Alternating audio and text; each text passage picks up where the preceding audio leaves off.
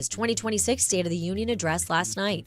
We'll discuss key moments and our takeaways from this speech as we dive into today's top headlines. I'm Celestia Sherman. And I'm Frank Billingsley. We'll also talk with American Meteorological Society fellow Alan Seals about the EPA's decision to officially rescind the 2009 endangerment finding. And I'm Ernie Manous, plus the actor and singer who's playing Jerry Lee Lewis in Tut's production of $1 Million Quartet will tell us all about this electrifying musical. And as always, we want to hear from you. Give us a call or text us, 713-440-8870, or email us at talk@hellohouston.org. You can also watch us live on YouTube by going to houstonpublicmedia.org and clicking the purple box. Hello Houston is made possible in part by founding sponsors John Bradshaw and Kathy Sanders, by Metro, and by gifts from listeners like you. Live from NPR News, I'm Lakshmi Singh. President Trump declares a turnaround for the ages in his State of the Union address last night. Members of Congress and my fellow Americans, our nation is back, bigger, better, richer, and stronger than ever before. President Trump took a victory lap as he delivered a record-long speech to a joint session of Congress and the country in a major televised event. NPR's Domenico Montanaro has more on the president's speech. In his first official State of the Union address of his second term, President Trump hit a lot of familiar points: immigration and crime, with, of course, some typical Trump showmanship thrown in. The gold medal-winning Olympic men's hockey team was there. So were veterans who were decorated with medals of honor. But Trump largely ignored the warts in the economy, the very issue most voters are saying is their top concern, and it's what's landed Trump and the Republican Party in a precarious position in this midterm election year. And with views largely baked in on this president, Trump may have missed an opportunity to show he feels voters' pain. After all, there aren't that many chances for a president to talk to the nation in prime time. Domenico Montanaro, NPR News, Washington. NPR's Scott Horsley homes in on one key message from the president, a new retirement plan. He talked about how half of all working Americans don't have a retirement plan right now where their bosses can contribute to match what they put in. So he says he wants to come up with a new type of plan. To remedy this gross disparity, I'm announcing that next year my administration will give these often forgotten American workers access to the same type of retirement plan offered to every federal worker. We will match your contribution with up to $1,000 each year. Now, of course, that would take help from Congress, and he didn't talk about where the money would come from. That's NPR's Scott Horsley reporting. In other news, a prominent scientist at Columbia University has resigned as co-director of the Neuroscience Institute after his association with Jeffrey Epstein was revealed. Richard Axel called his friendship with Epstein a, quote, serious error in judgment. Here's NPR's Katie Riddle. Richard Axel is not implicated in any legal wrongdoing. The files show the two men spent time socializing together. Axel appeared to be a regular guest at Epstein's home. In a statement, Axel called Epstein's behavior appalling and wrote, quote, I apologize for compromising the trust of my friends, students, and colleagues, unquote. Axel was awarded the Nobel Prize in 2004 for his work on the olfactory system. In addition to resigning as co-director of the Neuroscience Institute, Axel said he would resign as an investigator at the Howard Hughes Medical Institute.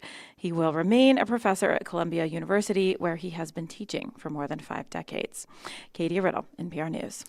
The Dow is up 246 points. This is NPR News.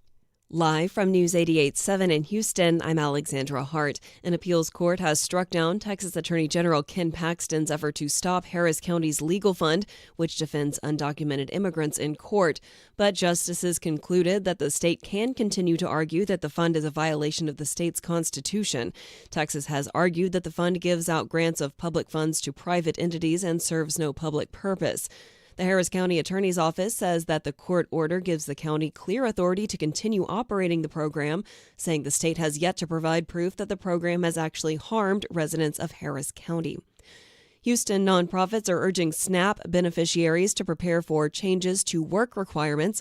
News 88.7's Sahithi Srikantham tells us more about how these organizations are helping residents prevent a lapse in benefits. Congressional Republicans' One Big Beautiful Bill, which was signed into law this summer, expands work requirements for SNAP beneficiaries. Houston organizations say they're working to fill in information gaps about those new requirements. Catherine Byers is the government relations officer at the Houston Food Bank. what we have been doing is putting together messaging so that the people we serve understand what they need to do and what's coming their way. Byers instructs people to update their addresses and renew their benefits as soon as possible. She predicts that over 60,000 older Americans, those ages 55 to 64, will be impacted by the changes, as well as over 75,000 families with children ages 14 to 17. I'm Sahiti Srikantham, News 88.7. Apple is planning a major expansion of its Houston manufacturing operations. The tech company announced Tuesday that a new facility at its Northwest Houston campus will focus on manufacturing the Mac Mini, bringing production of the computer to the U.S. for the first time. That's expected to begin later this year. The expansion is part of the company's $600 billion investment in U.S.-based operations. Apple began building AI servers at its Houston campus last year. I'm Alexandra Hart, News 88.7. Support for NPR comes from NPR stations. Other contributors include Progressive Insurance. Building a career is possible at Progressive Insurance, now offering virtual and hybrid employment opportunities with pathways for advancement. Learn more at careers.progressive.com.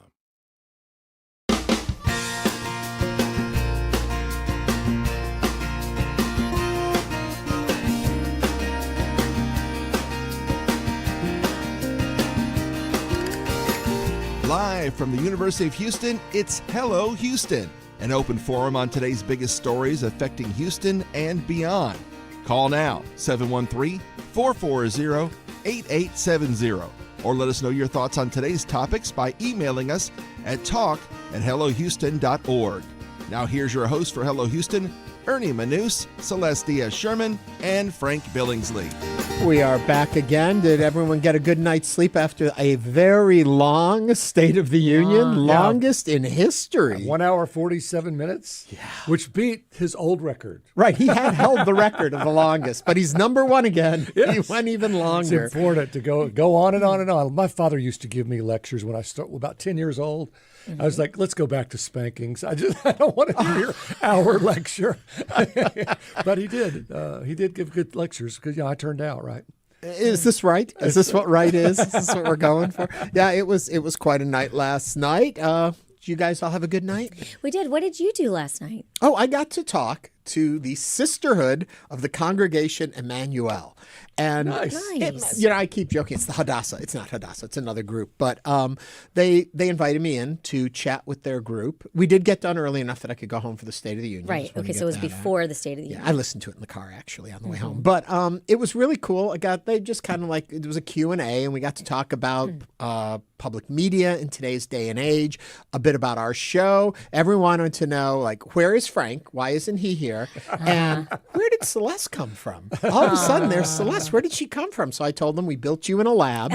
We put in the ingredients we wanted for a perfect co-host, and this is what came out. But it was a nice evening, and even though it was a sisterhood, there were some men there too. It was a good group of people. What does the organization do, Ernie? They're an education and what do you call it? Not distance learning. What do you call it? Advanced learning. There's a term for it. Yeah, advanced learning. Yeah. And so they bring in different speakers each month, and they do things. Opera on the Heights is going to be there in a couple of months. Cool. Another group. So people come in and talk about their lives and careers, and a lot of great questions. It was a lot of fun to do. That's awesome. I want to thank them for having me out. That was fun. And they also made a donation to Houston Public Media. Oh, that's fantastic. That was nice. Thank Wonderful. So last night I did something. Every parent, I feel like, will understand me. And if you have any advice for me, parents, my very average height daughter has decided that she really wants to do volleyball. And so we went to volleyball practice last night, and we walked in. For the record, I'm like 4'11", 5 feet on a good day. Yeah. And we walk in, and I'm like, okay, we are doing this. And by golly, she tried her little heart, and we're going to do this season. But boy, I tell you, it's painful to watch little girls try to. Hey, you know what? Exciting, though. My favorite person in high school, Richie Klein. I don't know where he's in Florida now. He was about my height. 5'9". Yeah. He was on our basketball team in high school, and he did very well. I think that's what you can do, right? When you're little, you can do those sports. So on the one hand, I was very proud of her for going out there, and she was trying, and we're doing it. It's going to be great. And on the other hand, I just realized, there were some kids out there that just were beautiful. They just hit the ball perfectly. Yeah. They were super tall, and they were just built for this sport. And so we're entering a place of where my kids are now wanting to do sports that I never played ever, right? Like I was going to say, it's great. She already has a passion for sports. Yeah. Oh, yes. To give her extracurricular and healthy and it's the that social team. aspect, The camaraderie. The camaraderie. Oh, it's great. No, it's terrific. It'll be good. I bet she'll be terrific. And it's sort of if you're careful, a non-contact sport. I mean, it's intended to be. They do fall over each other. No, it was. We did all the drills, we did all the things, but it was just very fun, and it was very sweet because I was like, I wish I had that type of almost bravery to go. I'm gonna, confidence. Like, I'm gonna do this. I've never done this before, but that speaks a lot to your parenting because I know your kids. Yeah, you do know. And they exude joy and they have a confidence in them. And I think that's so important that encourage. I was joking yesterday. My mom, sweetest lady on earth, always was. And she's currently in the hospital. She's doing fine. But like she's talking to all the nurses and tells them all day how pretty they are and all of that. And so all of them are like, what must it have been like growing up with her? I was like, that's exactly how it was. She encouraged everything we did. And we didn't do everything well. But she encouraged it, and that's so important for a parent with children. I know we'll move on shortly, but I do have to say, when you came over with your mom for Halloween, Philip ran up to your mom and he was showing her candy or something, and he wasn't wearing any shoes, and your mom looks at him and she goes, "Philip, you're a good boy." Aww. And I remember that, and I remember just thinking how tender and sweet. And then she also looked at me and said, "He needs shoes." So he needs shoes now. He's gonna get sick. My last one, we'll get to headlines. It's like even when I was to go around the house and I would whistle, my mom would stop me and say, "Oh my, you should record an album of that." That's the kind of encouragement. This is making a lot of sense. Yeah, it does. I am very full of my whistling. Anyway, Frank, quickly, weather. What's it doing? You'll see outside if you're watching us on YouTube. It's a bit of a cloudy day, but that's going to burn off. It'll be sunny and warm, and it's going to be nice and dry as we go into the weekend. And windy. It's windy. It is breezy. It's going to be breezy again today. I love windy days, though. When that wind hits you and it's still in the 60s, it feels a little cool out there. Yeah. But for us, parts of Rhode Island had 37.5 inches of snow. Amazing. I mean, talk about a cyclo bomb of snow. Yeah. They really got hit. And of course, there was 19 inches in New York, 1 inch in Washington. So it may be cool or cold out there, but at Washington, D.C., it was rather hot last night. Celeste, take us into the headlines. It sure was. President Trump opened his State of the Union by putting his presidency in grand historic terms, acknowledging the nation's 250th anniversary while also declaring the golden age of America. But tonight, after just 1 year, I can say with dignity and pride that we have achieved a transformation like no one has ever seen before, and a turnaround for the ages. It is indeed a turnaround for the ages. President Trump delivered his State of the Union at a moment of deep public division and slipping approval ratings with midterms on the horizon and slim Republican majorities in Congress. He outlined parts of his agenda, but largely focused on promoting his first-year record, criticizing Democrats, and staging made-for-TV moments, including honoring the gold medal-winning U.S. Olympic men's hockey team. The address became the longest State of the Union on record, running more than an hour and 45 minutes. What did you hear in the president's speech last night? A clear agenda for the future or more political theater? With the midterms approaching, do you feel confident in the direction of the country? Give us a call and let us know where you stand. You can call or text 713-440-8870. Well, it was kind of a campaign rally, but other than that. And it needed to be. And not looking at policy, and we'll get to that in a minute, but as far as presentation, there's been a lot of talk about how Republicans are going to take a shellacking. Is that the right word? Yeah, that's the right word. That's a very good word, when the midterms come around in November. And he needed to get the party back in line. He needed to get the conversation to be of the positive, is what he was going for. Now, there'll be questions about the truthfulness of everything he said. But as a casual observer, if this is where you turn to see what is the state of the union, I think you would walk away waving a flag in the air. Absolutely. Yeah. I completely agree. I think he knocked it out of the park, if I'm being completely honest with you. Yeah. I think that, Republicans are coming out and praising him. This is a time where there's been a lot of negative sentiment.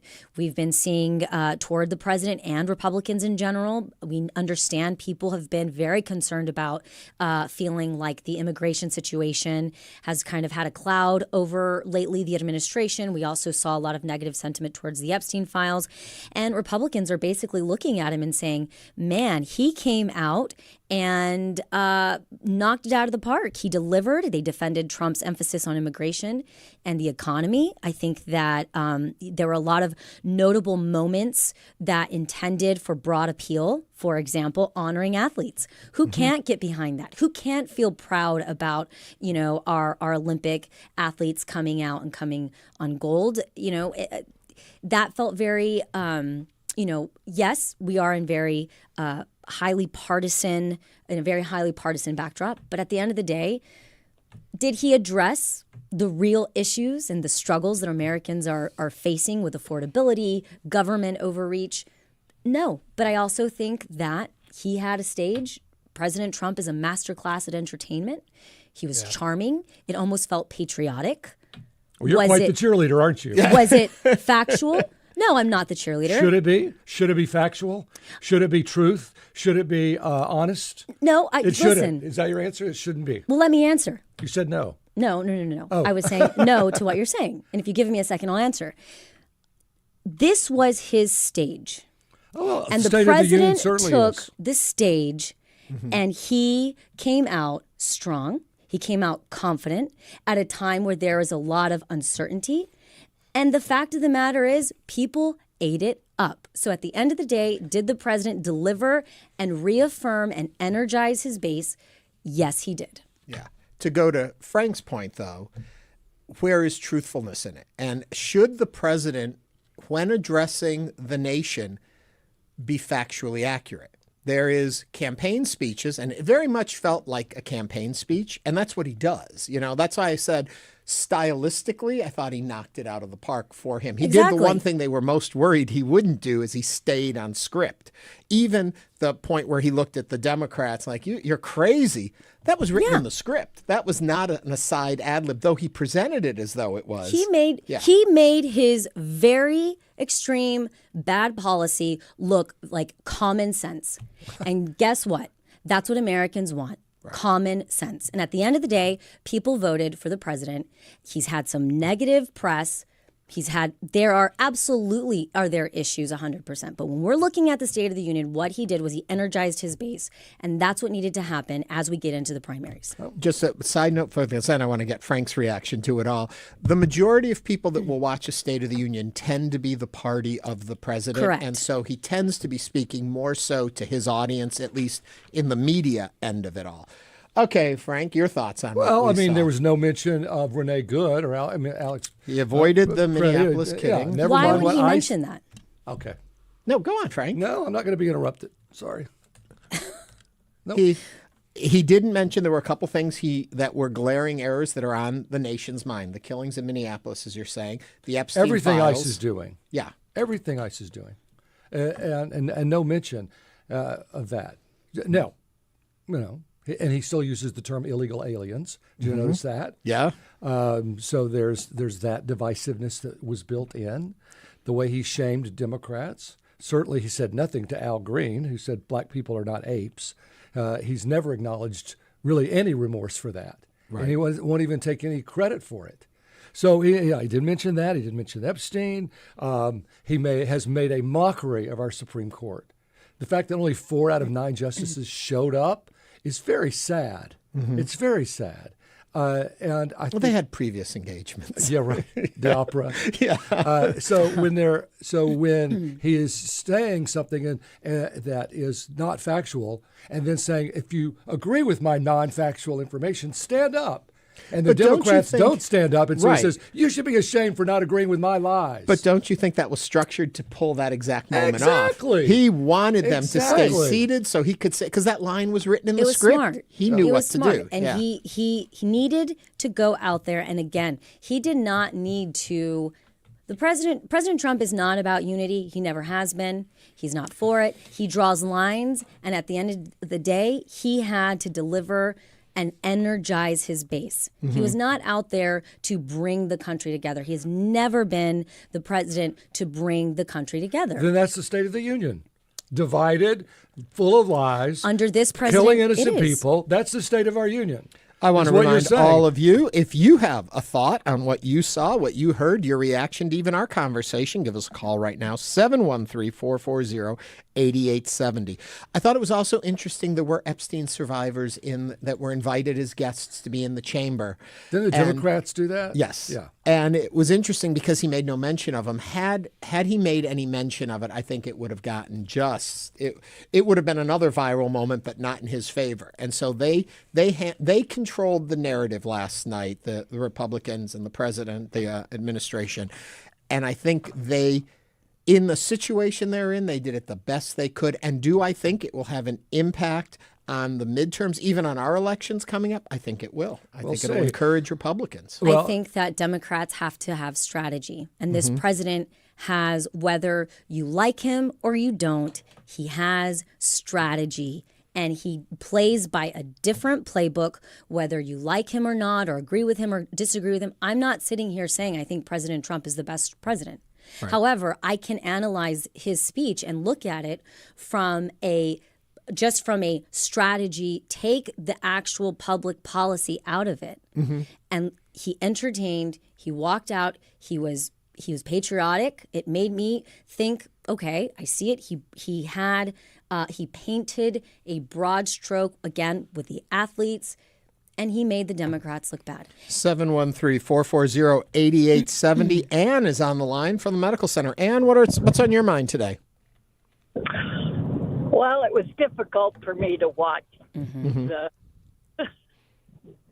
falseness of his State of the Union to the American people. But I do hear what Celeste's saying. Yes, he is a showman and did do a good job on that, but that's not should be our president. I don't disagree. Yeah. I think it's one of those things where it for a lot of people that are concerned with the way things are. Again, when we look at the real issues that Americans are facing about affordability, government overreach, we're looking at foreign policy. Did he address that? No.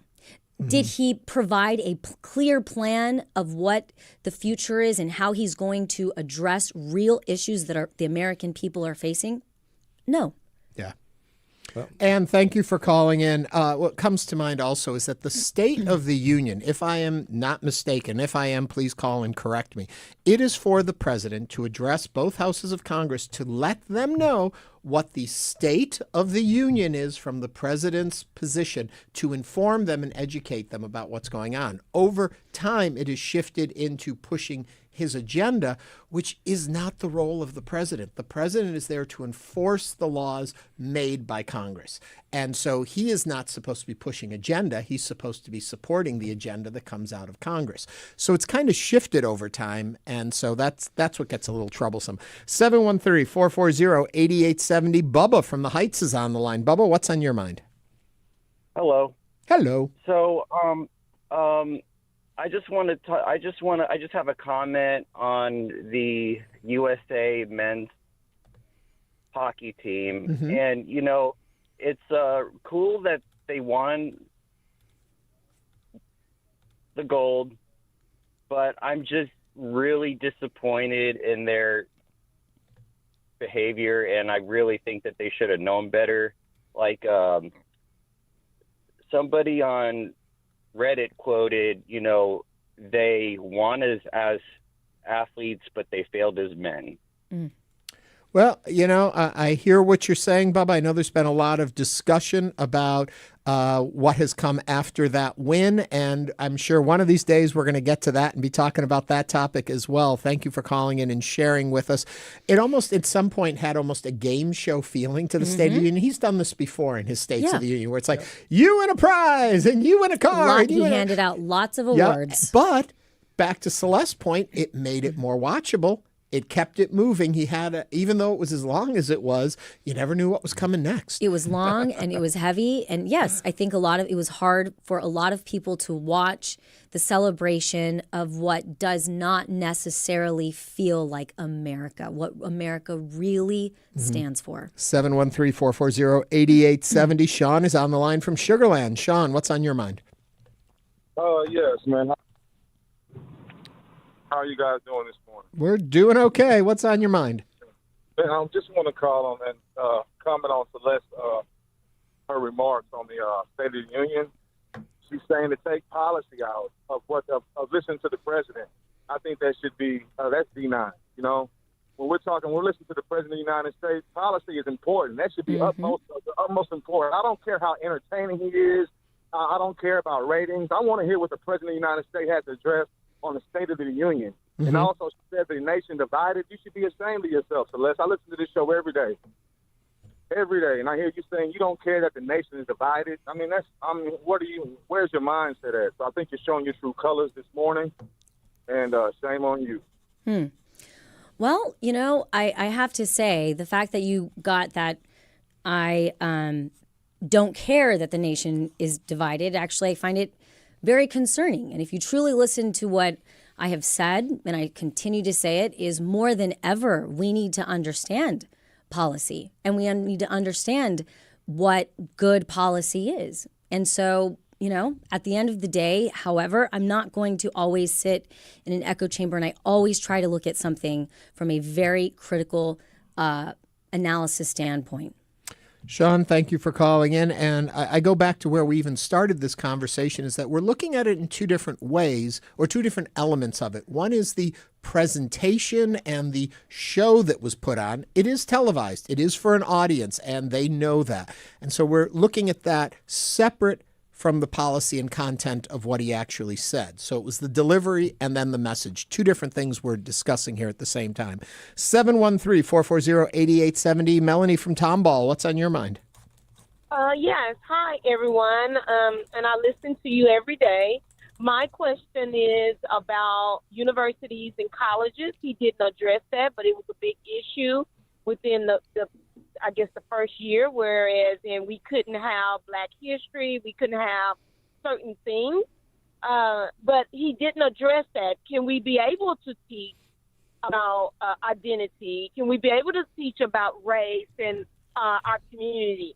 So there was missing points that wasn't addressed. And then also, I don't think the world should be divided the way it is, but I know that we have different opinions, and that's what makes it great. We can argue to agree and then to disagree, but we don't want to divide no more than what it is. Okay, so right, with knowing our in the United States, and so those things that he didn't address, but I think we should talk about that, because what do we teach our students? We don't teach them anything about race, identity, and things like that. We just go with, I guess, the elementary level of teaching. Melanie, thank you very much for your comments. Thank you for sharing with us. I would wrap this whole conversation up by saying, folks that are concerned with content, go in, take a look at. There's a lot of fact checkers out there. There's a lot of things that fall into gray area of what was said by the president's speech. And also remember, we are in early voting right now. This is the point for you to, we were saying this yesterday, build your team to go into the November election. The primaries are going on right now. Make sure you let your voice be heard there. You can also, of course, always go to npr.org, where you will find a fact check on the speech and find out where exactly the truth lied in what the president had to tell us. Coming up on Hello Houston, we'll talk with Alan Seals, an American Meteorological Society fellow, about the EPA's decision to officially rescind the 2009 endangerment finding. This is News 88.7. Stay with us.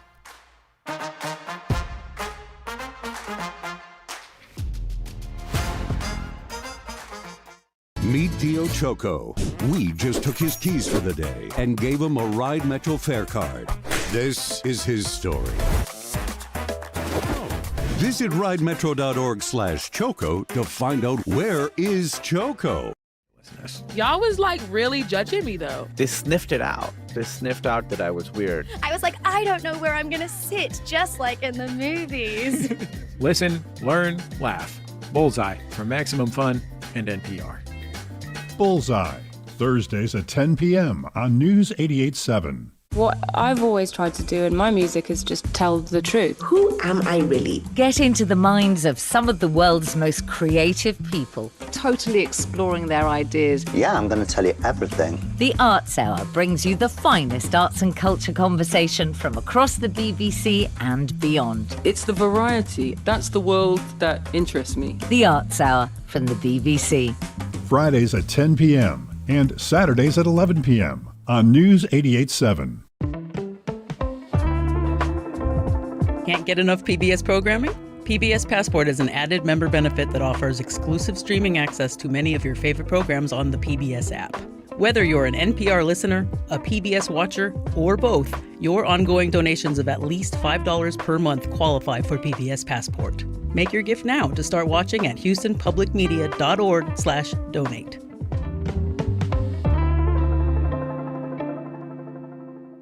Support for Houston Public Media comes from the Holdsworth Center, a nonprofit committed to helping Texas public schools grow strong leaders, accepting nominations for teachers in the Houston area to attend a Texas Hill Country Wellness Retreat at teacherretreat.org. Support for Houston Public Media comes from Metro, introducing the Ride Metro Fare Card. The Ride Metro Fare system replaces the Metro Q Fare Card for bus and rail fares. Details at ridemetro.org/fare system. And now back to Hello Houston. Join the conversation. Call now, 713-440-8870, or email us at talk@hellohouston.org. And now here's Ernie Manous, Celestia Sherman, and Frank Billingsley. Earlier this month, the EPA officially rescinded the 2009 endangerment finding, which previously established that greenhouse gas emissions threaten public health and gave the federal government a legal basis for regulating those emissions. The American Meteorological Society says it is, quote, deeply concerned about the repeal and stands by the scientific consensus that climate change is real, that climate change is human-created, and that climate change is harmful to people and the planet. So joining us to talk about the science behind that statement is Alan Seals, an American Meteorological Society fellow. Alan, welcome back to Hello Houston. You're looking good. How are you? I'm doing fine. Well, I'm glad to see you here. All right, help us make sense of this. This endangerment finding was part of the Clean Air Act. It seemed to be mostly about automobile emissions and cleaning those up and perhaps going to electric vehicles. It may be more than that. I'll let you explain it to me because you know more about it than I do. I know a little bit more about it than you do. Like so many things that I guess for the average person that come out of the government, a lot of times there's no context. It doesn't make sense at all. And what you said initially was correct. 2009, the Endangerment Act gave the Environmental Protection Agency, the EPA, the power to regulate greenhouse gases because they were classified as a pollutant. So that was 2009. It was repealed early this year by the current administration, and it was repealed. If you read through a lot of the documentation, there are a couple of threads I see. One of them is that, well, the greenhouse gases really don't make a difference. The cars and trucks don't make a difference. And then one of the other bigger arguments, I guess initially the headline was, this is going to save trillions of dollars. And I can't argue with the savings. I'm not an economist, but from the perspective of the American Meteorological Society, I think the most important message to people is even though the policy has changed, the science of climate change has not changed. And yes, we humans are a part of this warming planet and changing patterns. Alan, let me ask you, the changes that have been made and have been done up to this point, does that at least put us in a different position? And even if they remove these guidelines now, this is already part of the industry. Will it continue on, or do you think that it slides backwards? I don't know. On one hand, I know a lot of what drives progress is economics, private industry saying, hey, we've got a better product than this product. You'll like this one. And it actually is better for the environment.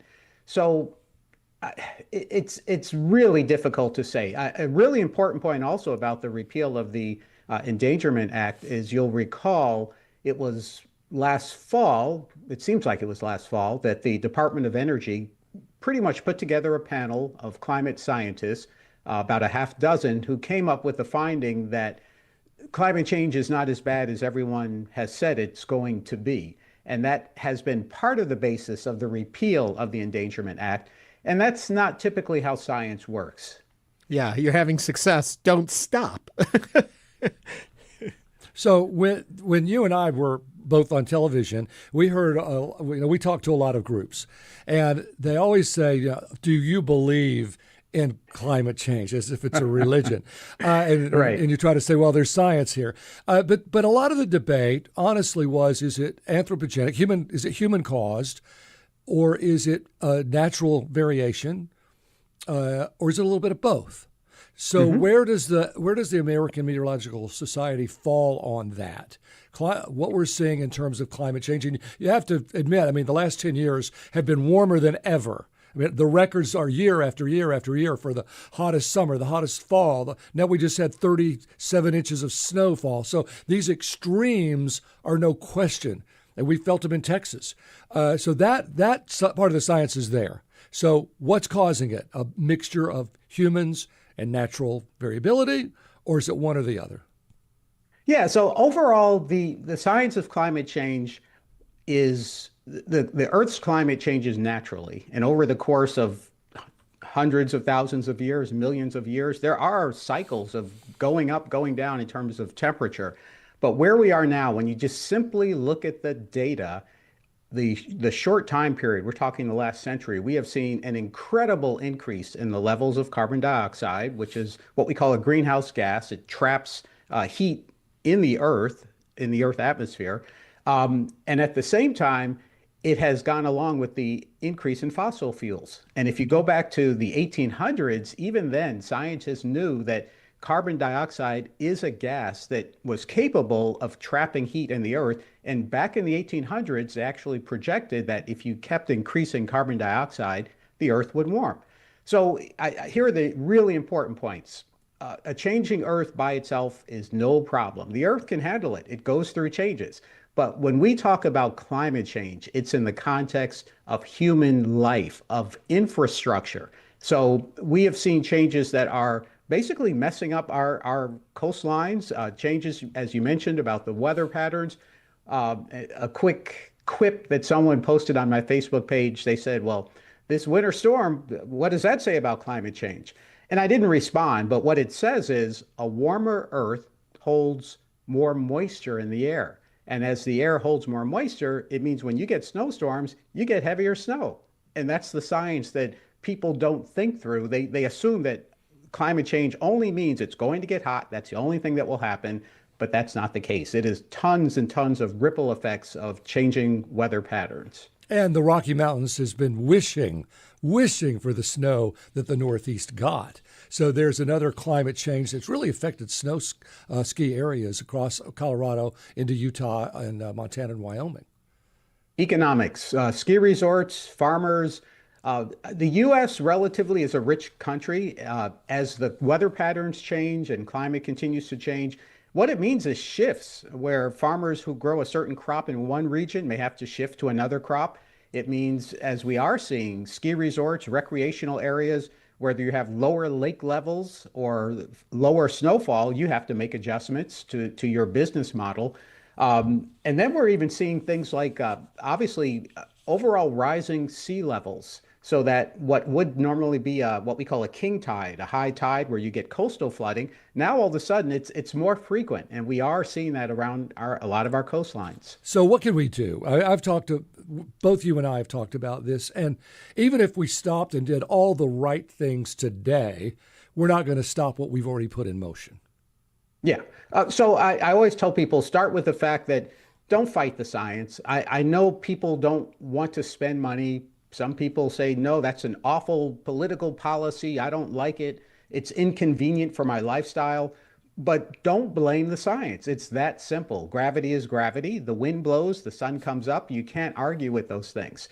So that's number one. Number two is accept that it is happening, and we have to either adjust to it? Well, we do. There's no option. We have to adjust to it. We have to adapt to it. And then the basic things, as I tell little kids, is each of us plays a role in our footprint on the planet. And just be conscious of how much energy you're using, how much waste you create. Try to conserve, try to recycle, try to reuse.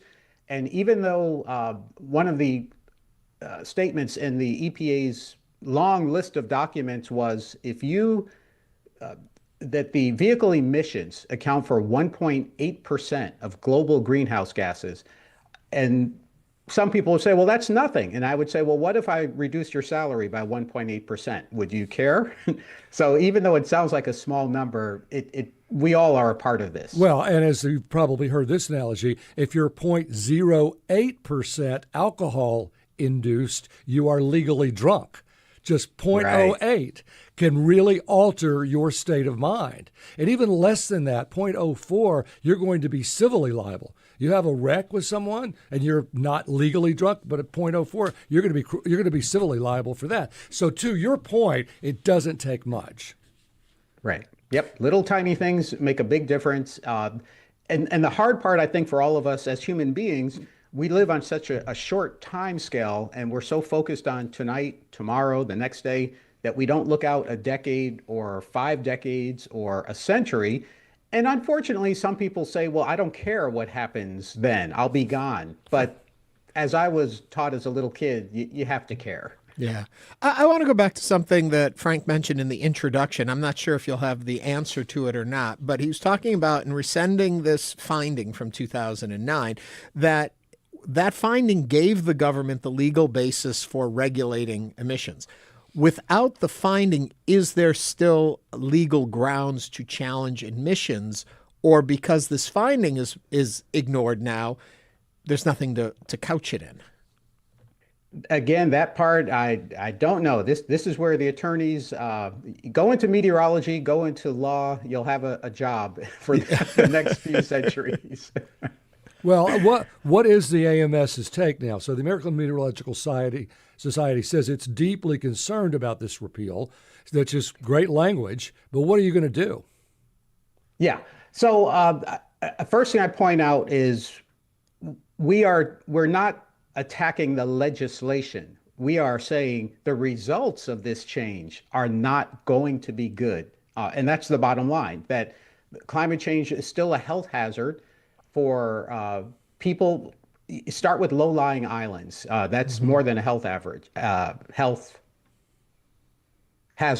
not average, health hazard. But low-lying islands become inundated. Populations have to move, which we call migration. And right now, some countries are having a big issue with immigration, and climate change is likely to increase the rate of migration and immigration. So there's a problem right there.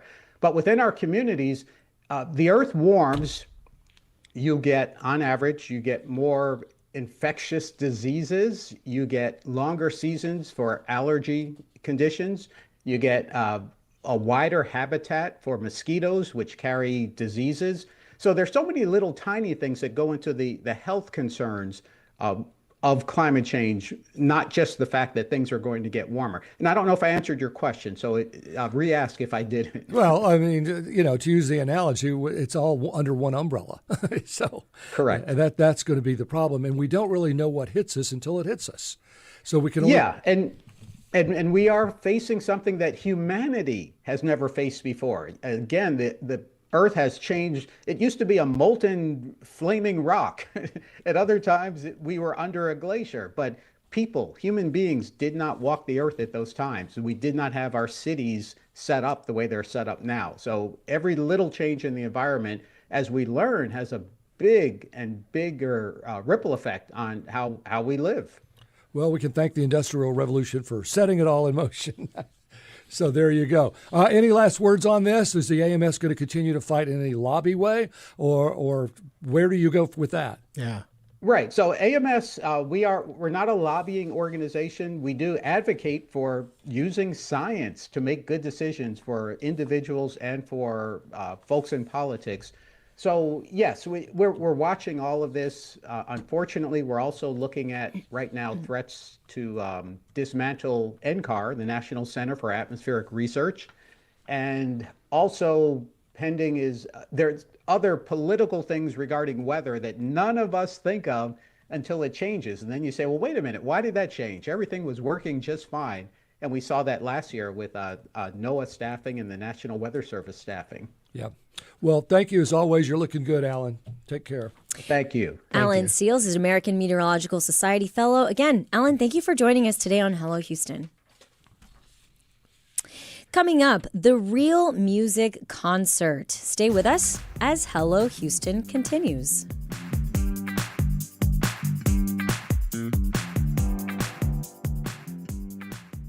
Meet Damola, songwriter, world-class violinist, and award-winning multi-genre artist. We just took his keys for the day and gave him a Ride Metro fare card. Visit ridemetro.org/Damola to learn more about his ride. What you need to know. We revisit our series In Good Health next time on 1A.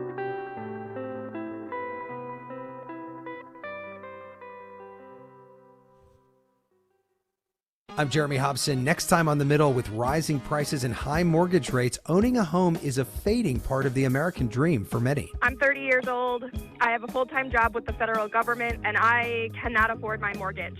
Owning a home is an absolute struggle, and I will not lie, I regret doing it. So how is the housing market affecting you? That's next time on The Middle. You can hear The Middle Thursday night at 8 on News 88.7. The Arts Hour brings you the best in global arts and culture. It resonated with me. Pure magic. Join me, Nikki Beatty, for in-depth conversation with some of the world's most creative people. My work is very colorful. If I could, I'd live in a world full of deep, intense, saturated color. There's a higher power that I cannot explain when we do this music. The Arts Hour from the BBC. Fridays at 9 p.m. on News 88.7. Houston Public Media, in partnership with Texas Southern University, brings to you The Vibe, R&B, hip-hop, and neo-soul, music that resonates with all ages. The Vibe on 88.7 HD3 and on the Houston Public Media app. Support comes from the Dan L. Duncan Comprehensive Cancer Center at Baylor St. Luke's Medical Center, offering comprehensive cancer care that is compassionate, personalized, and driven by clinical research. More at stlukeshealth.org/cancer. And now back to Hello Houston. To comment on any of today's topics, call 713-440-8870 or email us at talk@hellohouston.org. Now back to Ernie Manous, Celeste Diaz-Sherman, and Frank Billingsley. $1 Million Quartet is an electrifying musical that's part concert, part behind-the-scenes story about the night that changed rock and roll forever, so they say.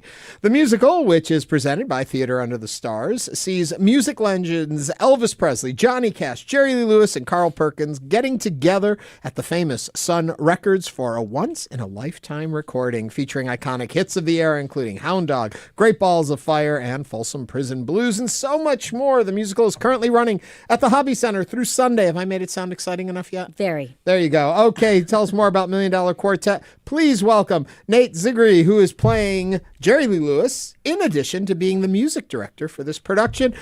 Nate, welcome. Yes, indeed. I'm going to actually give you, it's Nat. It's What Nat. did I say, That's Nate? Right. Nate, yes. Oh, I meant Nat. I was a so worried about Zegree. That's a lifelong commitment that I've had is getting called Nate. So I'm used to that one. Okay. Don't you worry. Nat's here. Nat Zegree. Hello, Nat Zegree. guys. We are so happy to have Nat Zegree. Thank you so much. Yes, you're looking good. Tell us, how many times have you done this show? Oh, boy. It's been over the last 11 years or so. I think I'm nearing 650 performances of Jerry Lee Lewis, something like that. Lord. Yeah, just that amount. So what is it about you that draws that they cast you in this character? Well, I tell you what, it's a very hard show to cast because everybody on stage has to be great actors, great singers, great movers, right?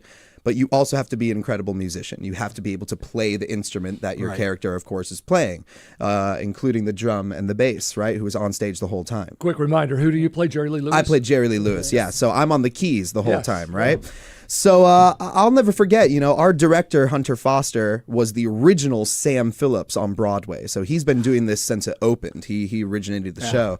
And then once it closed on Broadway and we started doing it regionally, they asked him to direct the first regional production because they were like, oh, how cool would that be? He played Sam for all these years and now he can come direct it and kind of be the mentor to all of us. And I was just a spry new New Yorker, 22 years old, who came in for an audition, and he saw something in me and gave me a chance to be a part of it. And I've been doing it with him almost exclusively for the 11 years now. So he just kind of came in, and I'd be lying if I said that I didn't break the piano bench at the audition studio from kicking it over and playing a bunch of songs. So that brings up for me the fact that whenever you play a true to life character, and especially someone who's in the public eye that people know, so they want you to emulate him, right? And they probably want you to sound like him, yeah.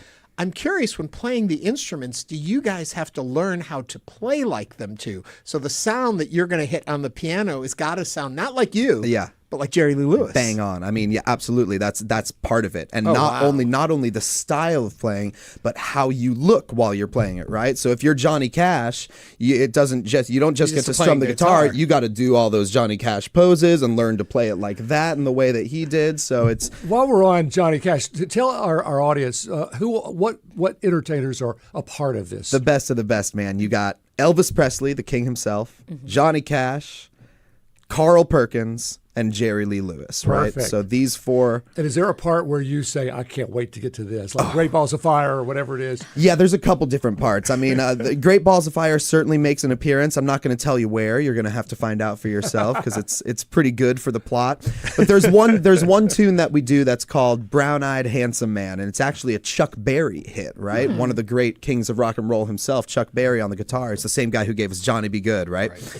And a little bit into the show, once all of the four rock stars have entered Sun Studios, there comes a moment where we all join together for the first time on a song, and that song is Brown Eyed Handsome Man. And when you see that energy hit from all four, you've met Jerry Lee, you've met Carl Perkins, you've met Johnny, and then in comes Elvis. Woo! Amazing. And we all play this song together for the first time. Man, it's fire. I mean, it blows up the whole entire theater. It's incredible. Now, I've got to ask you, how do you balance bringing Nat's own creativity to this role while also making sure that you are playing Jerry Lewis? Well, that's a great question. It really is, because, a lot of people expect to come in seeing impersonations, right? For me, it's more important to kind of emulate the spirit of the character rather than try to do a direct impersonation, especially for guys like Jerry Lee and Carl Perkins, who are maybe a little lesser known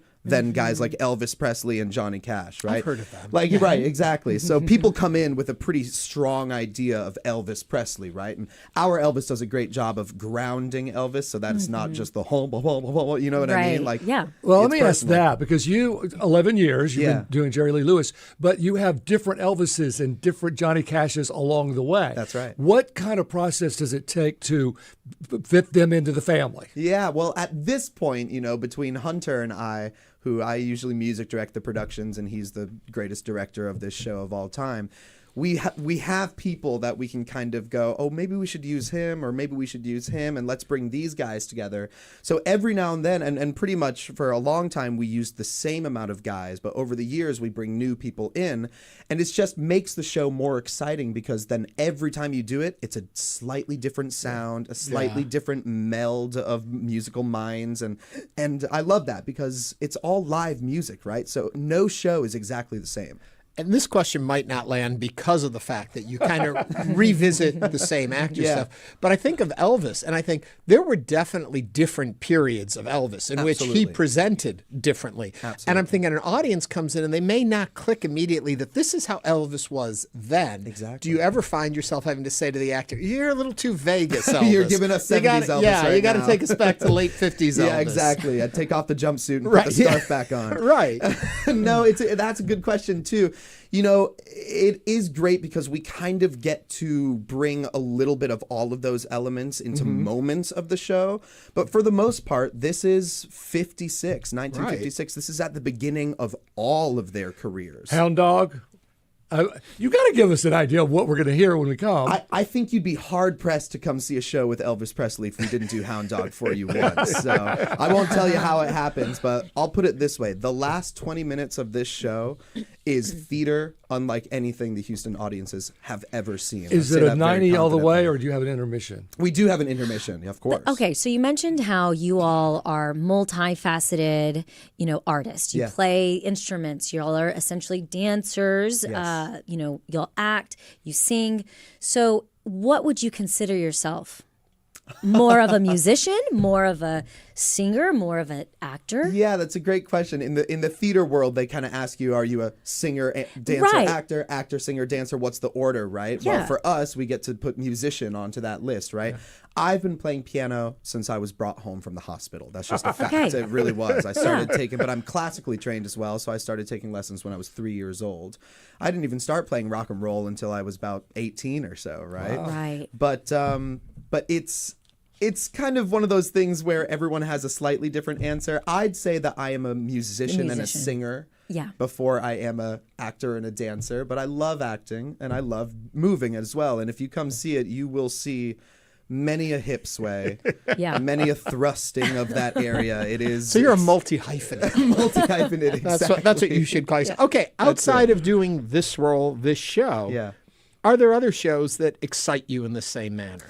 Yeah, in terms of the musical theater canon, there's nothing like $1 Million Quartet. There really isn't. It is a product of its own. I'm lucky enough to I write and create my own shows, and then I perform those all over the country and the world, and do that kind of on my own time, whether it be just me and a piano or me and a symphony orchestra, right? But in terms of the musical theater canon, I honestly, for as long as I can remember, could not imagine more of a show that I wanted to be a part of than $1 Million Quartet. I remember watching it on the Tonys when I was still in high school, saying to myself, I can do that. I could definitely do that. And then, about 5 years later, that dream came true and Hunter gave me the shot. But really, there's nothing. I mean, if you're going to the theater to see Oklahoma or A Chorus Line or West Side Story, amazing. Fantastic shows. It's not even close to an experience like $1 Million Quartet. I mean, it's truly, because this is it's like a concert experience mixed with the plot that you would come for a drama as well. What's your age group? Not yours. I know yours. I mean, what the audience? Because these are, like you said, 1956. Absolutely. I mean, what's so great about the show is that, yes, the majority of people in the audience are probably going to be 60 and above, right? Because they're coming back to relive these memories. Sure. And that's the most special part of the show, is to look out and see these people become teenagers again. I mean, it's absolutely incredible. We've seen walkers in the air. We've seen it's a Cher concert. It's amazing. But more so than that, we actually get a really, really healthy mix of different generations and demographics, because we get to look out, and just as we see old people having a really, really good time reliving these memories of seeing these guys live, we're also watching the younger generations discover this music and discover these people for the first time. We don't call them old, matures. That's very nice. That's very good. Yes, the mature people. Something we know I don't that know at PBS. anything about. Yeah. I'm one of them. I'm good with old. You're fine. When you look out and you see a teenager, eyes light up when they see Elvis Presley dancing for the first time, you're realizing that they're kind of experiencing the same thing that maybe their grandma and grandpa experienced a couple decades ago. So it's really special. It's a completely multi-generational, and families and people of all ages are welcome and appropriate. That's why it's here 70 years later. That's right. Yeah. Thanks, Nat. Of course, Nat guys. Zegree plays Jerry Lee Lewis in the Tuts production of $1 Million Quartet. He's also the production's music director. Nat, thank you so much for joining us today. Thank you for having me, truly. $1 Million Quartet is currently running at the Hobby Center through Sunday, March 1st. For more information, you can visit tuts.org. That's it. So keep it up, and we're going to be back after a break with the second hour. Today, we're also going to be talking about the ReelMusic 2026 concert. So stay with us. Don't go anywhere. Stay tuned. There's more Hello Houston on the way with Ernie Manous, Celeste Diaz-Sherman, and Frank Billingsley. For the latest in local news, subscribe to the Hello Houston daily newsletter at HoustonPublicMedia.org. Hello Houston is a production of Houston Public Media. The opinions expressed by the guests of this program are solely their own and do not represent the views of management, staff, or underwriters of Houston Public Media. This is News 88.7. Weekday mornings are a juggle, sometimes even a struggle.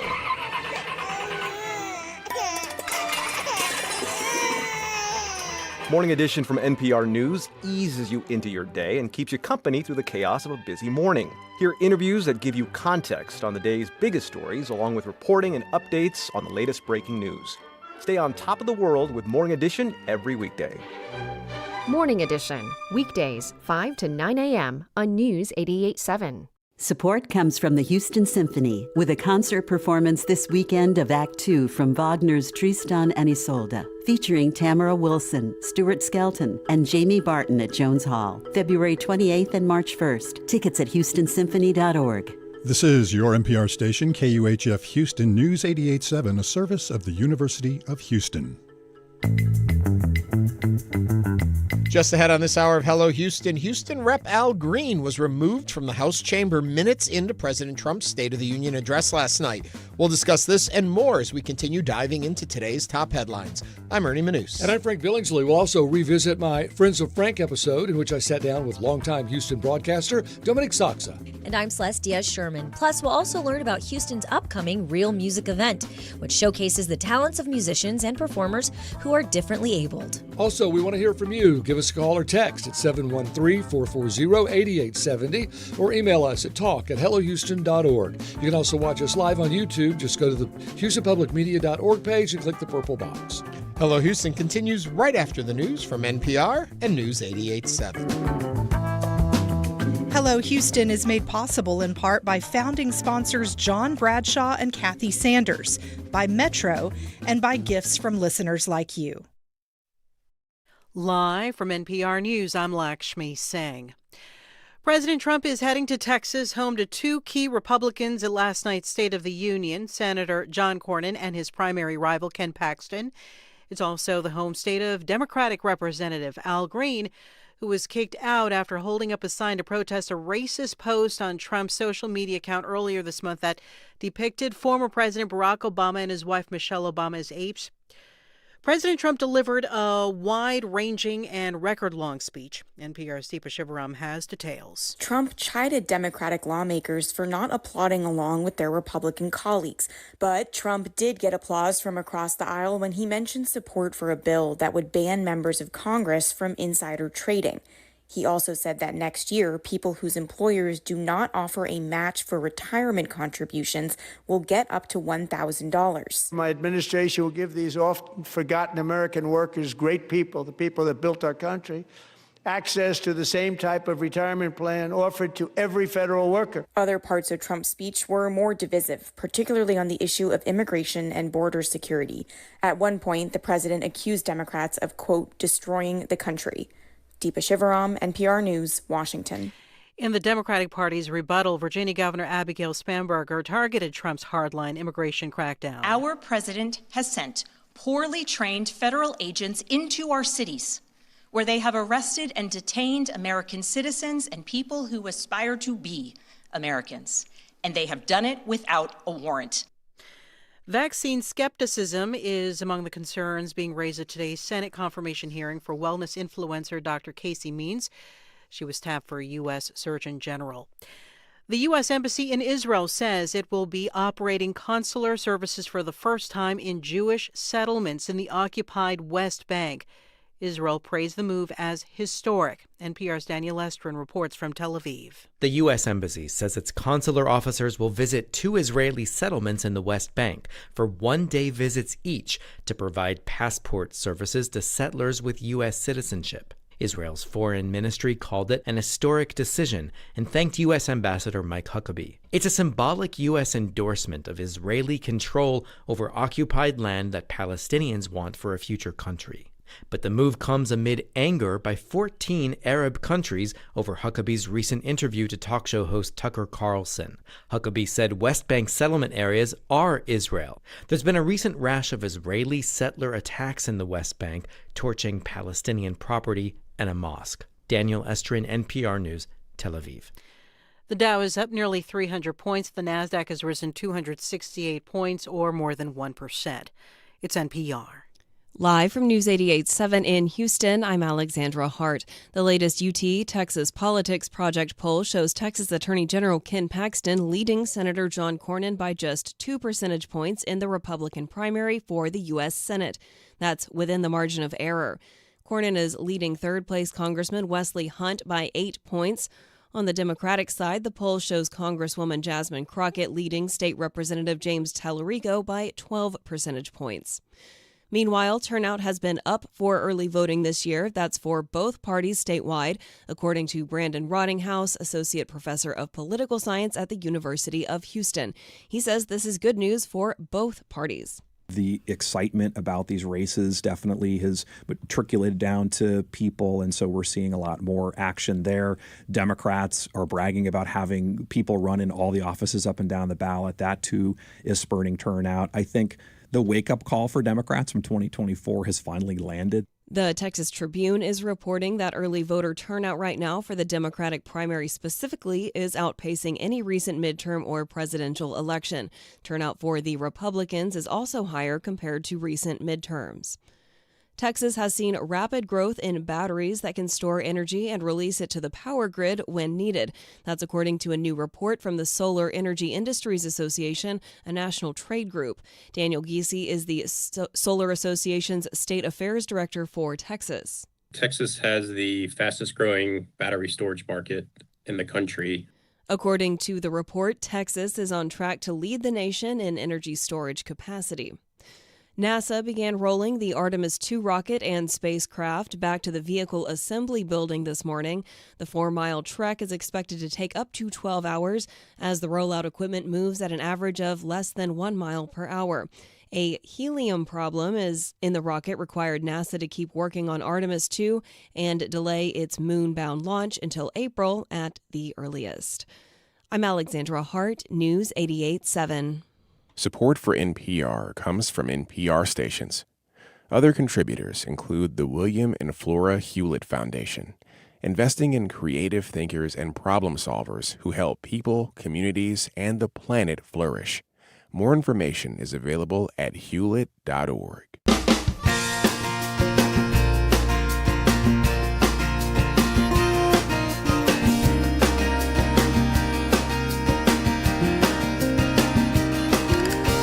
Live from Houston Public Media and News 88.7, it's Hello Houston, an open forum on today's biggest stories affecting Houston and beyond. Call now, 713-440-8870, or let us know your thoughts on today's topics by emailing us at talk@hellohouston.org. And now, Hello Houston with Ernie Manous, Celeste Diaz-Sherman, and Frank Billingsley. Welcome back to the second hour of Hello Houston. Today is February 25th. 2026. We are in the last couple days of February. That month flew by. And it's not even a leap year, so we don't even get an extra day. That's right. Poor 28-day February, just left out. Just dangling out there. Busy first hour. A lot going on here. We had Nat in here, and we were talking with him. He was named, he told me after the show, so it's for Nathaniel, but he was named after Nat King Cole, and that's why. And you still called him Nate. And I still called him Nate. Yeah, I know. I didn't know that part then. I'm sure that has been his life. Oh, yeah. Because you only see Nat once in a while. Right. You see Nate all the time. And it's funny because when Nat King Cole, during that era, do you think that there were a lot more Nats? Maybe, but he definitely said Nat King Cole. Had I thought that, and coming from someone who has so often been referred to Ernie Manhouse, I'm used to people getting things. Oh, I bet you do get that a lot. Yeah, Ernie Manhouse. Ernie Manhouse. Yeah, they usually get Billingsley. Yeah, because of Barbara. But they misspell it. They all spell it SLY. Yeah. But people call you Bill sometimes. They do, because especially if they kind of recognize me on the street. Yeah. And their mind doesn't know what to do. They're like, I know him. Hey, Bill, how are you? Yeah. That's okay. Hey, it's nice to be noticed, right? It's good to be noticed. Have you noticed the sky outside? A little gray. We have had a beautiful shot of the sky pretty much every day. So we're starting to see things lift a little bit. It's going to continue to be dry and warm, mild weather, especially in the afternoon and evening. So give me a nice windy day. I'm happy. It is breezy today. That should be calming down by tomorrow. but it is a little. In fact, the camera itself is a little shaky right now. So, Well, we have a full hour again. We're going to be revisiting your Friends of Frank with Dominique Sachse. You know, it was such a great piece, and she's so easy to talk to. And I've known her for a long time. Yeah, and easy so for you to talk to her. You can talk to her anytime you want. I mean, yes. So she is, very forthright, and we talked about a lot of things that maybe you didn't expect. Yeah. So that, more about her, where she came from and how she got where she is and what's important to her right now. So it's a nice little interview. So if you haven't heard it, that's with in the next hour, Friends Frank. Also coming up tomorrow is the ReelMusic concert for 2026. If you don't know what that is or want to know more, stick with us because we're going to be sharing that with you. But it's time to roll back into those headlines. Celeste, what you got? Houston Democratic Congressman Al Green was removed from the House chamber Tuesday night during President Trump's State of the Union address. As the president approached the podium, Green held up a sign reading, quote, "Black people aren't apes," unquote, referencing a racist video briefly posted to Trump's social media account earlier this month. The Representative Green was escorted out minutes later. He was also removed and later censored last year for interrupting a speech by the president. Afterward, Green said he wanted to confront what he called unacceptable behavior. His primary opponent in District 18, Christian Menefee, did not attend the address. What are your thoughts on Green's actions? Does this help or hurt him in the primary? We want to know your thoughts. Now is the time to call 713-440-8870. Once again, from a strategy point of view. Yeah. He needed to do something to get some attention, I can't help but say, because right now polling doesn't look great for him in this Texas 18th race against Christian Menefee. And I can't help but think it brings attention to Al Green is out there. He stands up to power, I think, is the image that he's grandstanding. Or grandstanding, could be. I mean, like you're the one I didn't realize the polling was so much against him right now. But and maybe so he's feeling that. But I think that if there's a way to bring attention, I really actually think this is the right way. Because Marjorie Taylor Greene used to do all types of antics. And it used to just feel very performative. It used to feel very, it just never landed right. This to me was, he was bringing attention and saying, hey, we haven't forgotten. Right. This didn't just go away. You said this, and it's still here. So if he is going to bring attention to himself, I think this was the right way to do it in holding some accountability to some of the things that the president has done. Well, there's over 500 members of Congress out there. Who are we talking about today? Al Green. So. But is that what? Again, I don't want to turn. I don't want to turn about face on what we were saying an hour ago. Is this the kind of State of the Union event that we should have? And Trump pulled his antics, and we're going to say that was just a typical Trump, and then we're going to say to Al Green, that's a good idea. I'm pulled on this one. Yeah. Because I'm not sure. I get it. The media tried to hold him to the fire on this and had no luck. It's all but forgotten. And if I were black, I would not want it forgotten. I would want to be able to tell the president, you should not have done that. Right. And Agreed. you should be aware of how I feel. Is it the right place? Probably for Al Green. He doesn't get very close to the president except at the State of the Union, to be honest. Yeah. And I don't know so much. I think my concern is it's not so much that things don't get noticed or recognized or so much comes at us so fast all the time that the media is constantly changing the story because something else happens, and things get buried quickly. That benefits missteps along the way. So Trump posting that video, which was incredibly insulting. Awful. Oh, it was racist. Yeah. Absolutely. But because the next day somebody gets shot, or the next day he invades a country, or the next day he says, the media can't keep up to ever follow through on anything. So going back to Celeste's point, he brought attention back to where he wanted attention on something, Al Green did. But I also think he knew it's not a bad move for me in my because they all are politicians. They are all at the end of the day working the angle because they want to be reelected. They're in races because they want to win. And we have gotten quite a few texts. We received this text that says, objective truth matters. If we can acknowledge reality, we can unify behind it. Divisive leaders would rather us listen to rhetoric than make our own observations. Mike in Kingwood says, Trump's closing statements were great. If he had just got up there and skipped to the end, it would have been a great address, but Trump couldn't help being a bully. Another person said, I think everyone can agree that Trump is very charismatic and entertaining, but I can only hope that we will learn our lesson and look past that, for he is supposed to be a leader, and currently he speaks lies with great confidence and continues to convince people of those non-factual points. Last text that we received, it got pushed up. Sorry, I got something. The golden age of our nation means resurgence of racism, division, and chaos. And then we received another text that says Trump only reaches out to his base and does nothing to reach the middle. This will cost the Republicans in the midterms. Well, we have a call. If you'd like to join this conversation, 713-440-8870. We have Anna Maria from Pearland. Hi, Anna Maria. What's up?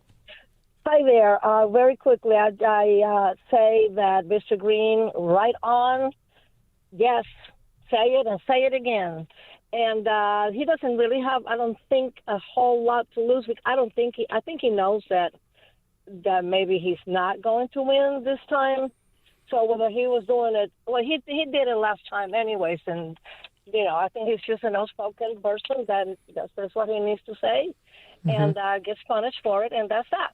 But I say anything that we can say to resist this person in power, go for it. Yeah. Thank you. Well, Thank you, the stage has been set that these State of the Unions aren't the decorum State of the Union speeches that we had for the last 100 years. No, and President Trump is not a president of unity. He is a divisive leader, and he is a master class in smoke and mirrors and tap dancing, and that's exactly what he did. Well, and Noah on YouTube, if a congressman can't express himself and stand up to what's wrong, we're screwed. My British computer guy, he has a platform and he was using it. Good for him. So, and it's up to the American people to really, now more than ever, to try to understand what the difference between policy is, what really, at the end of the day, affordability. We're looking at foreign policy. We're looking at major things that affect everyday Americans. Did you see any ratings for it? I don't know how it did in the ratings book. What did I see? I saw agreement rate. Yeah, I haven't seen viewership ratings for it yet. It's hard to gauge it too because it airs on so many different platforms and stuff like that.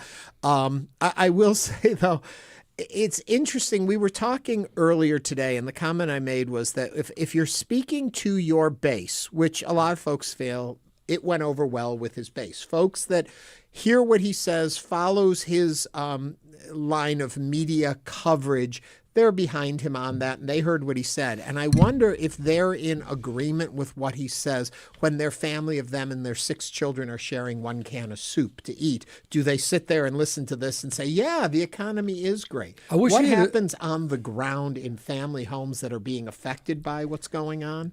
I'm just curious. No, you're absolutely right, because you can talk about these big global international issues, but at the end of the day, I know how much a cup of coffee is costing me. Right. And you can say, oh, we've gotten inflation down. That's true, from 3 to 2.4%. That's great. But the tariffs have screwed that all up, so you really don't have that. So healthcare, insurance, affordability. You're looking at housing. We're looking at education. We're looking at war with Iran. I mean, our troops, our military has really beefed up. Child care, the expensive child care. There are people that can't afford child care to have a mortgage, to have a car.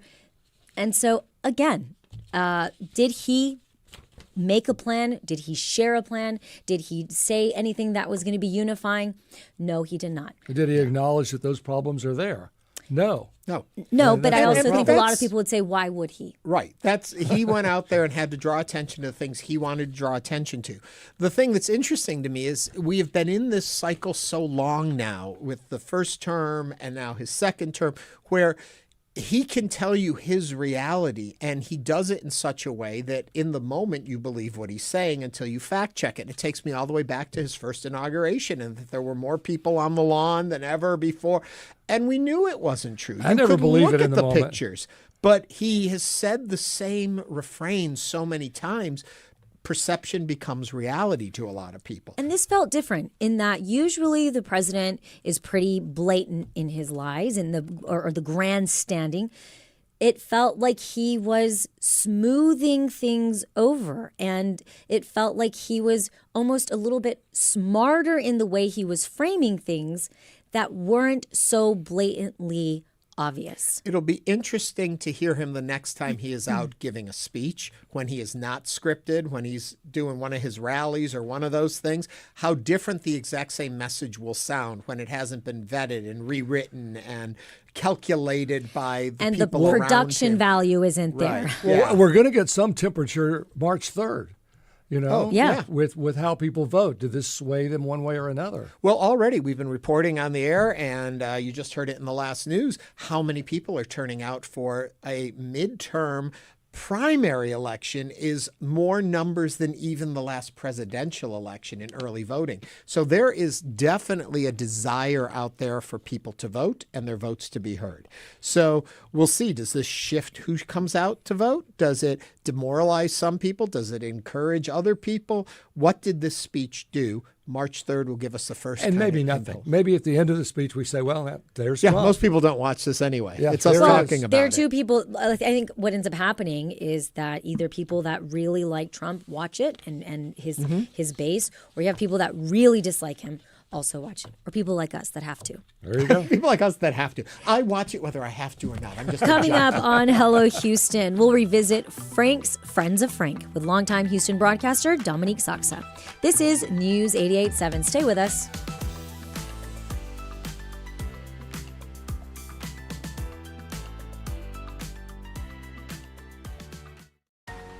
We know you value Houston Public Media. That's why you're watching right now. So take the next step and become a new member of the station you rely on. Every gift makes a difference. And what matters most right now is supporting the station that brings you the news and information you rely on. It only takes a minute to make a big difference. So join as a new member today at houstonpublicmedia.org/donate or call 800-364-8300. Freakonomics, Mondays at 10 p.m. on News 88.7.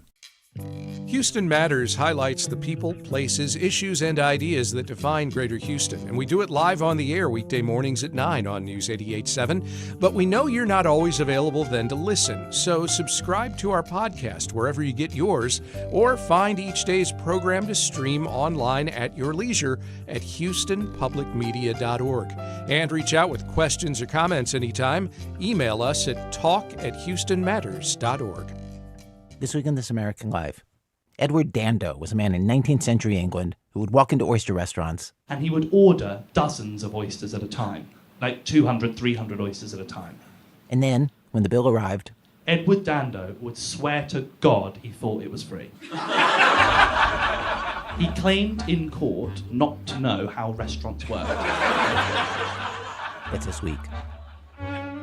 This American Life, you can hear that 11 a.m. on Saturdays and 10 p.m. on Wednesdays. Support for Houston Public Media comes from downtown Houston, moving forward with more people back in the office, more visitors every week, and over 1 million grant donors invested into small businesses and storefronts.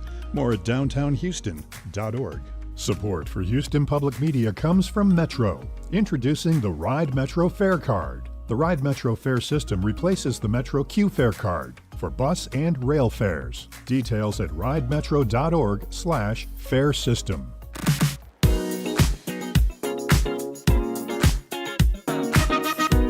And now back to Hello Houston. To comment on any of today's topics, call 713-440-8870 or email us at talk@hellohouston.org. And now here's Ernie Manous, Celestia Sherman, and Frank Billingsley. Last month I spoke with YouTuber, podcaster, author, content creator, influencer, and former news anchor of nearly 30 years here in Houston, my friend Dominique Sachse. Take a listen. So I'm so excited, Dominique, that you've decided to join me here on Friends of Frank. Thank you. And isn't it ironic that I'm coming to you from your alma mater, the University of Houston? It's kind of surreal. And I'm coming to you from my home studio, which is wild in and of itself. Isn't it crazy how our lives have verged and after merging for so long? You are, yes. Just to establish, you're in a little community up there in North Texas. I like to think of it as the far Houston suburbs, but you're north of Dallas now? Far north. Yes, far north Houston. So I'm sort of between Dallas and Fort Worth in that kind of pocket in between. It's a little sweet spot. The way I think of it is I'm 30 minutes into Dallas, 30 minutes into Fort Worth, and I opt in on occasion. But it's really kind of a deconstructed life up here, and it's quiet and simple and peaceful. And I don't miss Houston traffic one bit. Well, it's only gotten worse in the last couple of years. I know. I was just there. I was at your house. Yes, I know. It's been crazy. So let's go back to the University of Houston. You were a communications major? I was. Back then, it was considered a radio, television, film degree. And then I did a minor in journalism. But yes, it was all under the School of Communication. So were you always a communicator, even as a kid? I mean, did you acting, debate, speech? What was your history to get you to a mass comm degree? My history was that I love to talk a lot. Well, was my history. That's a start. No, actually, Frank, it's a great start. But I've got to share a story with you. And I think this was one of those pivotal moments that I didn't realize, but a friend in my life did realize. And we were 13 and a half, and her name was Crystal Calderoni. She was one of my best friends at the time. Her parents were really good friends with the Gatlin brothers. Remember them, the country group, Gatlin Brothers? Oh, yeah. Okay, so they lived in Knoxville, Tennessee, and we were invited to go with them to see Michael Jackson and the Jackson 5 in Nashville, Tennessee, and Crystal could bring a friend, so she brought me. So we travel to Knoxville, we stay at the Gatlin Brothers' house. I mean, this is like surreal, okay? We take the tour bus over to Nashville. They've got floor seats for us. We're there listening to the concert. Crystal and I are dancing the whole way through, having the time of our lives. So at the end of the show, there was a reporter who was kind of making her way through the floor level. And she comes up on me and Crystal and she asks us, what we thought of the concert. And she went to Crystal first. And Crystal, who is normally very outgoing, talkative, expressive, was like, yeah, so the concert was great and we had fun and blah, blah, blah.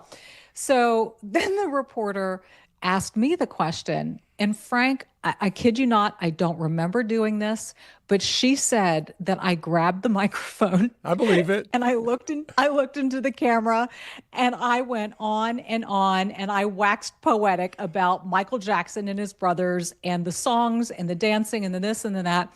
And then I handed the mic back and Crystal looked at me and she said, I know what you're doing for a living. And I don't remember any of that. So I think, honestly, Frank, it's kind of in your DNA, this business, that if you're meant to do it, you have no shyness, you have no reservation, you just communicate. Yeah. And that's what I did. Well, it certainly makes it easier if you have that in your DNA. So, all right, so you're at University of Houston, you get your degree. It was first radio for you, wasn't it? Yeah, it was radio first, in fact. And I'm going to credit Dr. Bob Musburger, who was one of my professors there, who just had a big birthday. And all of us alums wished him a happy birthday via email, which goes to show the impact that professors can make long-lasting. I talk about him to this day because Dr. Bob helped me get my first job in radio. It was about 3 weeks after I'd graduated. And I would ask him every week, do you know of anything out there, any jobs? And he would tell me, well, this production company is looking for an editor, but I don't think that's what you're wanting to do. So 3 weeks after graduation, I reach out again. And he said, Metro Traffic has an opening. He said, it's part-time and it's weekends, but it's a traffic reporter. Would you be interested? I said, absolutely. So I go over to Metro and I interview. And as it turns out, the gentleman who was doing the hiring, his name was John Winder. He was also a U of H grad who also had Dr. Bob Musburger as a professor. So there immediately was that connection. And even though I had no experience broadcasting, I had that shared background. And so I got hired for the job and I was doing traffic reporting for KTRH and KLOL on the weekends while I was doing, temp work at law firms downtown and some acting and modeling and, whatever else came my way. Yep. And then you end up at Channel 2. So I guess you were the morning traffic reporter, right? I was. So there was a little stint in between Metro. I went over to Mix 96.5, which was one of the stations that I wound up doing traffic for. And I got hired over there as a part-time weekend disc jockey. Did some production work during the week, then got promoted to overnight disc jockey, then late night disc jockey. And while I was on that shift, I got a call from Neil Rohrig, who was doing traffic for Channel 2's morning show back then. Now, if you'll remember, Channel 2's morning show had 2 male anchors, a male weathercaster, and a male doing the voice for traffic. There were no women. So Neil called me and he said, look, he said, they're looking to fill my position. They want a woman on camera to do traffic. He said they've looked at a lot of women, but none of them know traffic. He said, I remembered you expressing interest. Do you want to do it? Frank, I almost dropped my headphones. I was like, are you kidding me? Yes, yes, yes. So he called the news director at the time, Steve Ramsey. Oh, yeah. Steve Ramsey brought me in, interviewed me. They stuck me on the chroma key, as you well know. I had no chroma key experience at all, but at least I knew my freeways. So I'm like, I'm reaching behind and I'm trying to point and get my hand to touch the arrows, and it was tricky. You get it eventually. Yep. But yeah, I mean, I knew my freeways, and I got literally hired on the spot for that job, and that's how Channel 2 happened. Yeah, and then of course Post Newsweek at the time, now Graham Media, bought it from the Hobbies in 1994.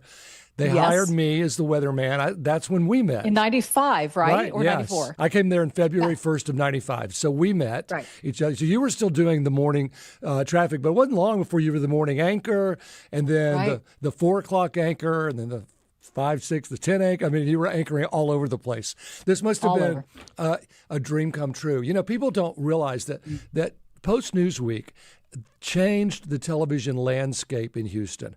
What you see today. Yeah, I mean, they came in, tighter shots on the anchors, scrolling information on the bottom of the screen, the big news center that they had built that we were in. I had Doppler 2000, and a 5-day went to a 7-day forecast before anyone in the market. They really were pioneers for the Houston market. And you and I, and Bill Baeza, were all so lucky to be a part of it.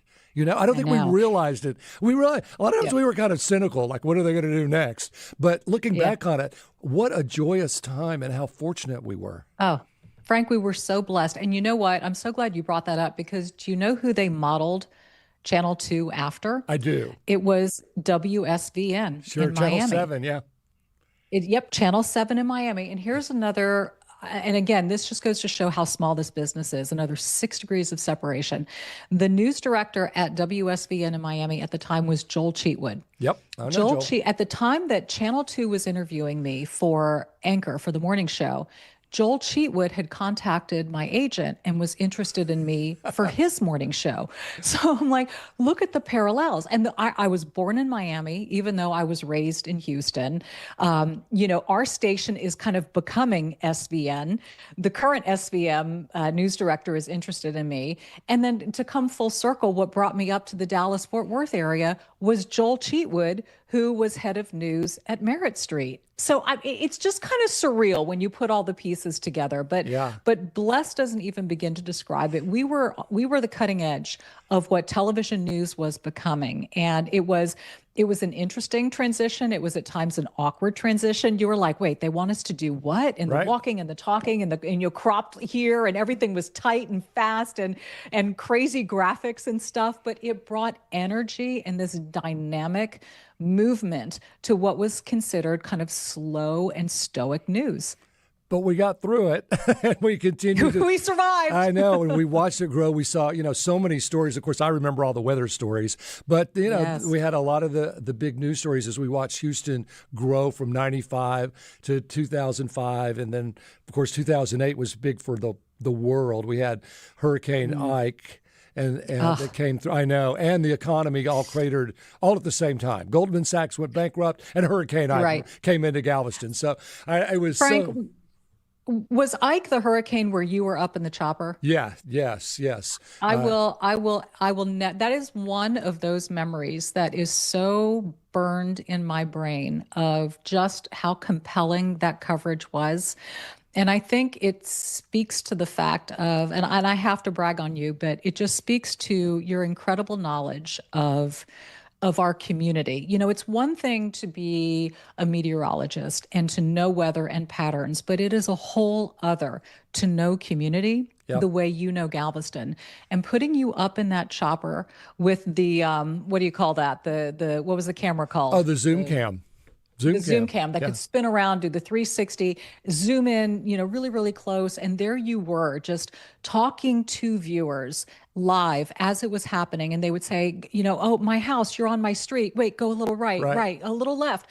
That's my house. And you could walk them through and you were telling everybody exactly where things were. And, that was the kind of television that made me feel so proud because I don't know about you, but to me, I always saw what we did as community service. And it was, we were there to serve people. Yeah. And it was live reality TV before reality TV even existed because you just got the reactions of people. Now, we had a lot of opportunity with Channel 2 to take risks like that and do things a little differently. And so, yeah, it was great to be a part of that. But let's get back to you. No, I like talking about you. Thanks for the kudos. But no, it was great. But a lot of people don't realize that during that time, you and Bill and I and our spouses, we would have anchor dinners. We were truly friends. And you and Bill and I, almost every night after the 10 o'clock news, we would have a little powwow in the parking lot, like not near any cameras or microphones that could pick us up, and just talk about things. And I hardly remember anything we discussed, but we solved all the world's problems. We saw in 30 minutes, people would think we were crazy. We would stand there. I mean, it's late at night. The news has buttoned up, at 10:35, we're like packed up out the door. And there are the three of us just sort of standing in the parking lot, sometimes till 11 o'clock at night, figuring out, as you said, all the world's problems, deconstructing the day. I loved that time together. Yeah. It was sweet. It was intimate. It was fun. It was funny. It was insightful.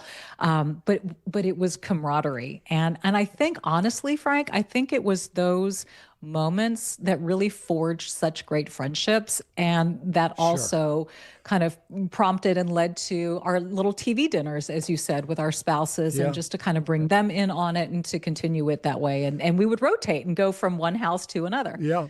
Well, and I think it translated on air. I mean, I hear, Dream Team and people loved us and blah, blah, blah, blah.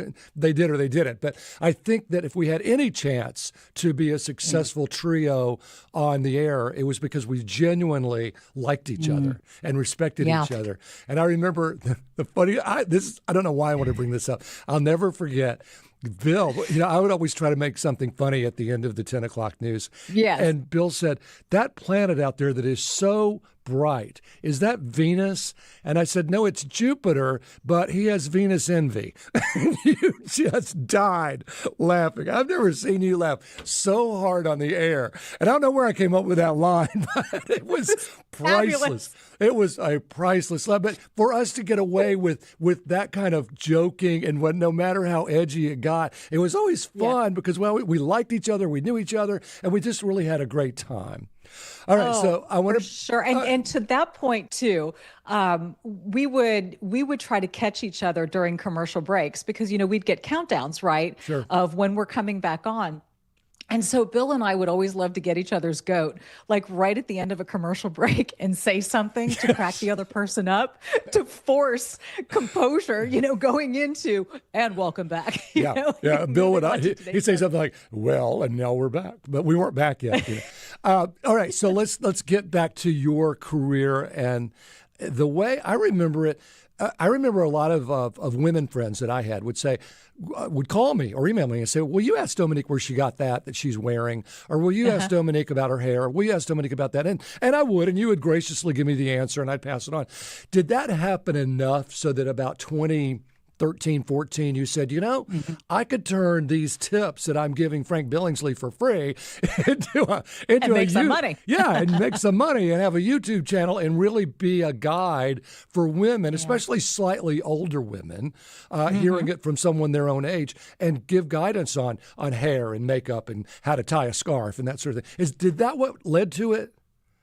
Yeah, you're 100% right. It was honestly, and I've always leaned into it. The joke is that you could have a man and a woman telling the news, and the man will get complimented on, what a great news anchor he is and how informed he is, and the woman will get complimented on her hair and her outfit, right? And I never that's something that could frustrate you. But I think my nature was just to lean into it and to understand, look, this is a visual medium. And yes, women do get judged on the outside first. And then, hopefully you can get past that and realize that there's intellect and integrity and all the things that really, really matter. But I thought, why not press into this? This is what I'm getting asked so much of by, all kinds of women. And so the Dominique Sachse YouTube era begins, right? Yeah, it was 2014. Yeah. And it honestly, Frank, it started as literally taking my cell phone, doing a reverse camera kind of smoky eye tutorial. And I'll never forget, I did it and I posted it to KPRC's Facebook page. I didn't even have my own platform at the time. And the only thing I had been posting on our station Facebook page was either news stories or maybe, a photo of me and the dog or, an event or whatever. I had never done anything beauty related. And I posted it and I thought, OMG, what have I done? And then all of a sudden, it just blew up. I had more views, more comments on that one post than anything I had ever posted. And a young millennial who had a very successful YouTube channel saw it, and she reached out to me and she was like, you need a YouTube channel. And I was like, a YouTube what? I didn't even know. Yeah. I didn't even know there were things like that out there. They for were really people. new back then, right? I mean, they were barely Very, on. very new. Yeah, I mean, it was very much a millennial-based thing to have beauty content out there. So as I started looking into it, I realized there were very, very few women. At that time, I was in my mid-40s.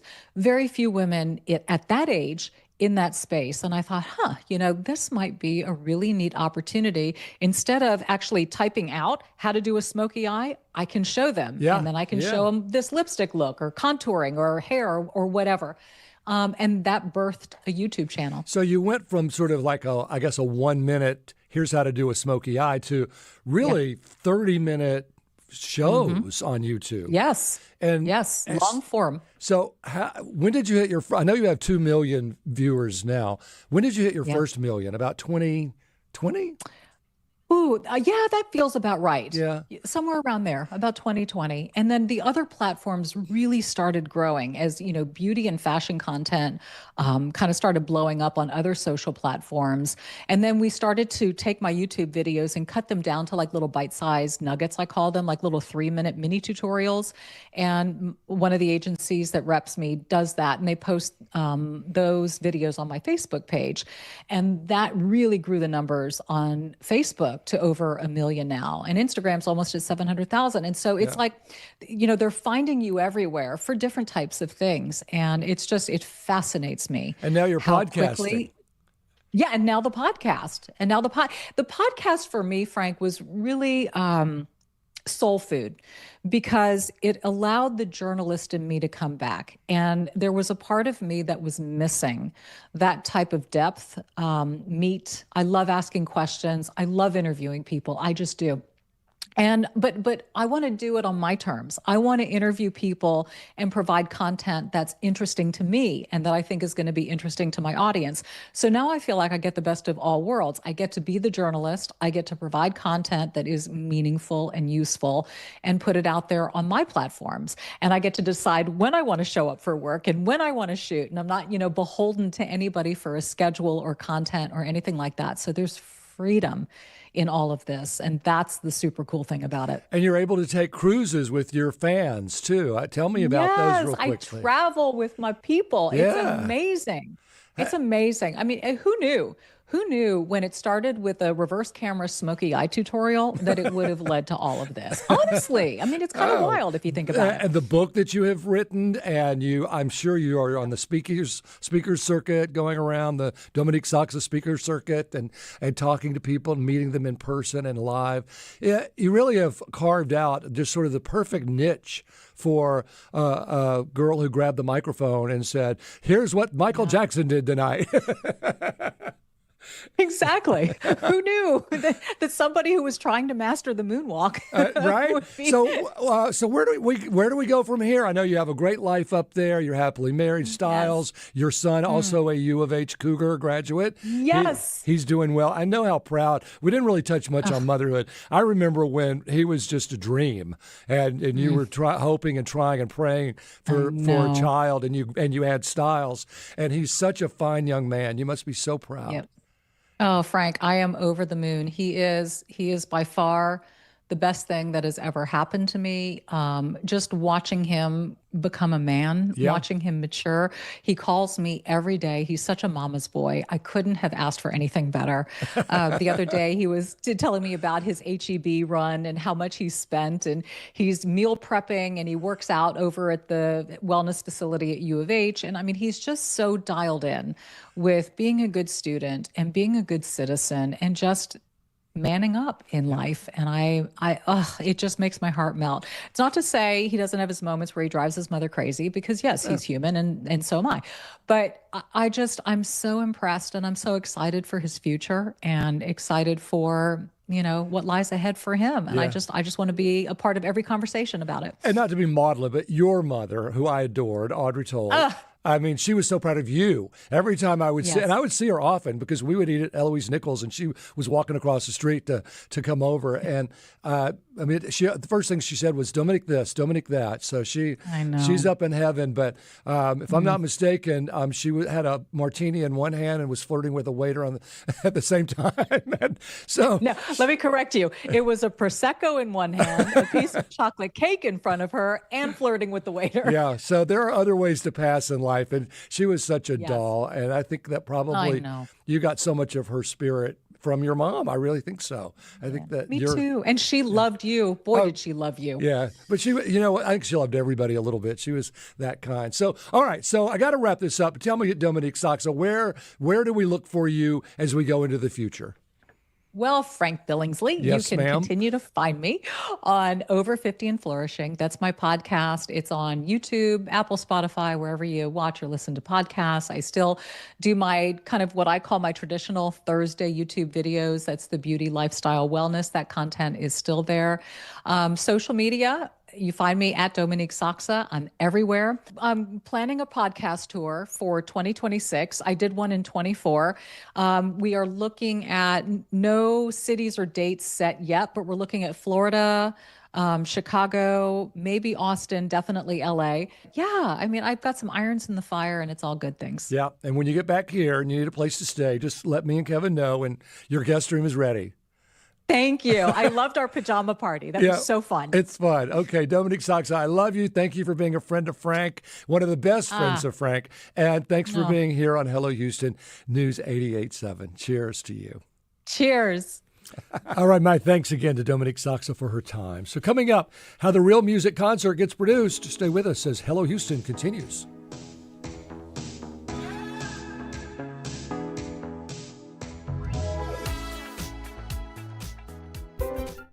It's not just your car. It's the one that brought your kids home from school, took you cross-country, held memories, laughter, even a few breakdowns. When it's time to let go, give your car a new purpose. Donate it and turn memories into meaningful support for this station. Plus, you'll enjoy free and easy pickup, potential tax benefits, and a simple donation process.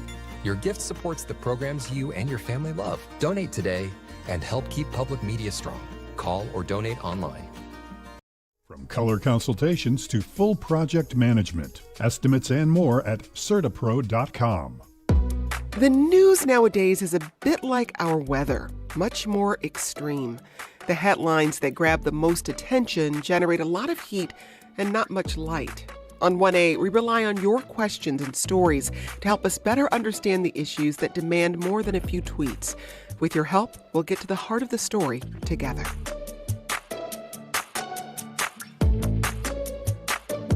1A, weekdays at 2 p.m. on News 88.7. Support for Houston Public Media comes from Hildebrand, MBA at UT Austin's McComb School of Business, offering the weekend MBA at Houston. Campus visit February 28th. Details at TexasMBAEvents.com.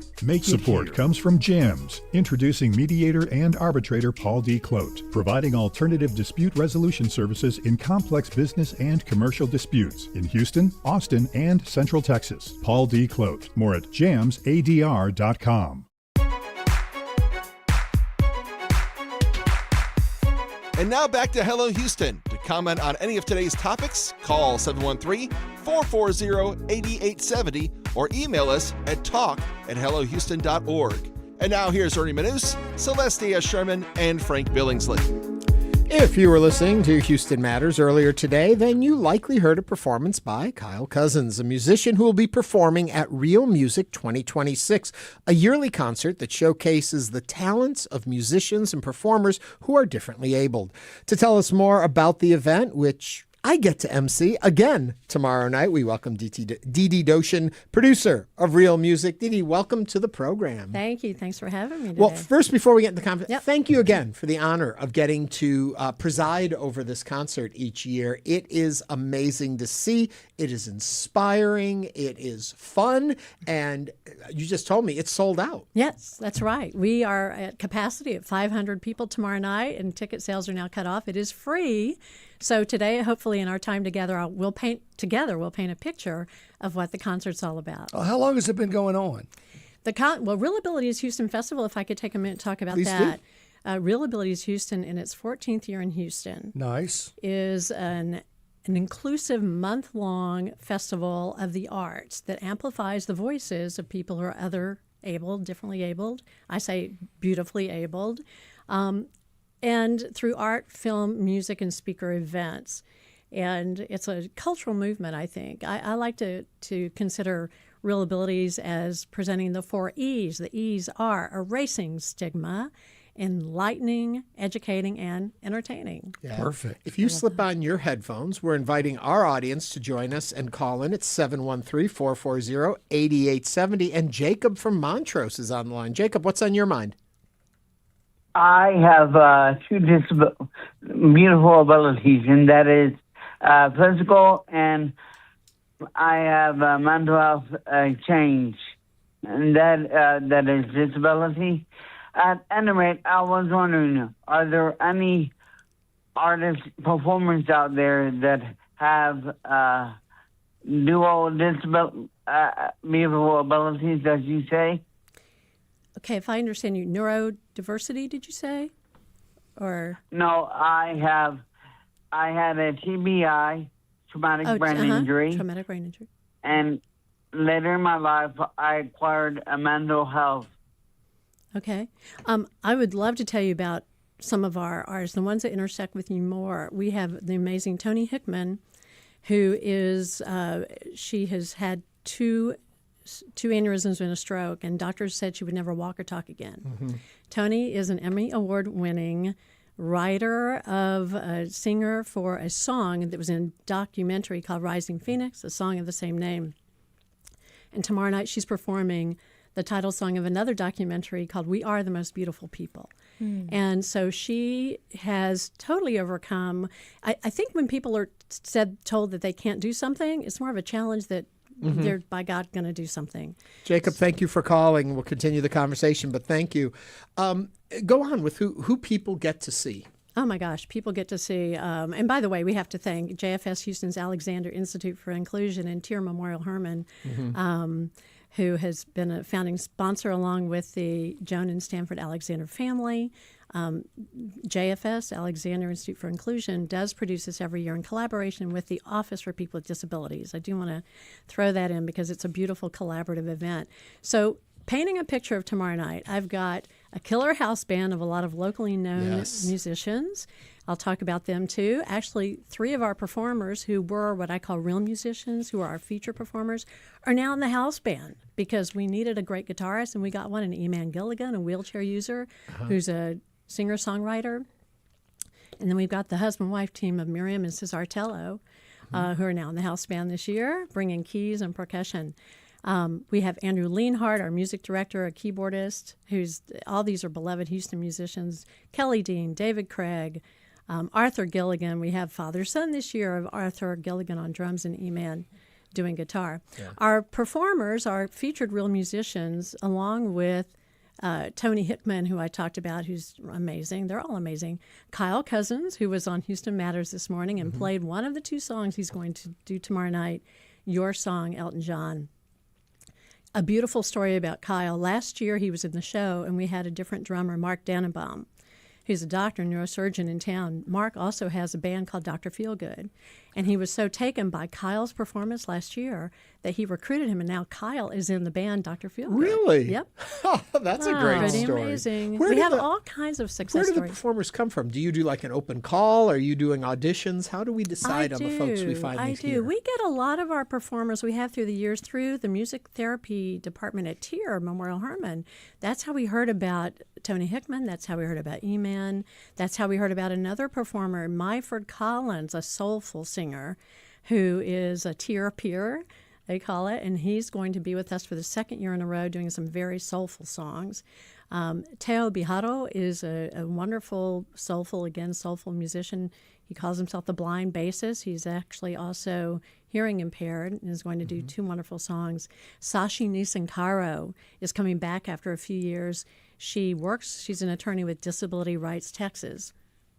And she's a big advocate for everything important to this community. Jamie Harburg is coming again with her joyful number. And then we open the show with the very energetic Tuts Performance Troupe. And I will tell you, for those who can't come tomorrow night, but Ernie, you'll be there, you'll see it. Our grand finale is going to be a killer. Yeah. Everyone's Okay, I gonna be can't on wait their to see. feet. Frank asked when we were talking about how long this has been going on, how it's evolved over time. Yeah, that's right. Thank you for bringing me back on track. The festival is 14 years old. We've been doing ReelMusic. This is the 9th year that I have actually done ReelMusic, which sort of elevated when Vicki Evans, who was a chair, got us at White Oak Music Hall. That was 9 years ago. But ReelMusic started off a few years before that as a jam session in a bar. And now it is a fully fledged concert. We do recruit, by the way. We're always open to new performers who are pretty much stage ready but may not be yet on the professional track. And that's one of our goals, is to create exposure, provide exposure, so that we can have more success stories like we have with Kyle. How many participants are there tomorrow night? On stage? On stage, yes. Yeah. Our house band is made up of 7 great musicians, and then I have 9 performers. Oh, nice. As well. And do they rehearse for a bit? We had a 4-hour rehearsal over the weekend, and that's it. It used to be where we would just be spontaneous, and you've been part of that too. Now we have a rehearsal just so we can tighten it up, because this is an hour-and-a-half show, and we pack a lot in an hour and a half. No intermission, just straight through. That's correct. And speaking of packing in, as we mentioned, it's sold out. It is. The audience brings so much energy and joy to seeing it, and the audience is made up of folks from all across the spectrum. Exactly, and that's one thing. I used the word inclusive earlier. Our performance and most of the events of the whole ReelAbility Festival are free on purpose. We are inclusive. We want everyone to feel welcome. And so, yes, there is so much magic between the audience and the stage. That's beautiful to see. And Andrew Leanhart, one of my favorite quotes from him is, when music is in you, there is nothing that can keep it down. And you see that happen on stage. Yeah. Is this local, or does it even go statewide or national? Well, we're the only, so there are about 11 ReelAbilities festivals throughout the country, plus U.S., plus Canada and Mexico. We're the only ReelAbilities festival that has a concert. And it is actually my dream and vision that I wish all ReelAbilities markets and festivals would have a concert. But we're the only one.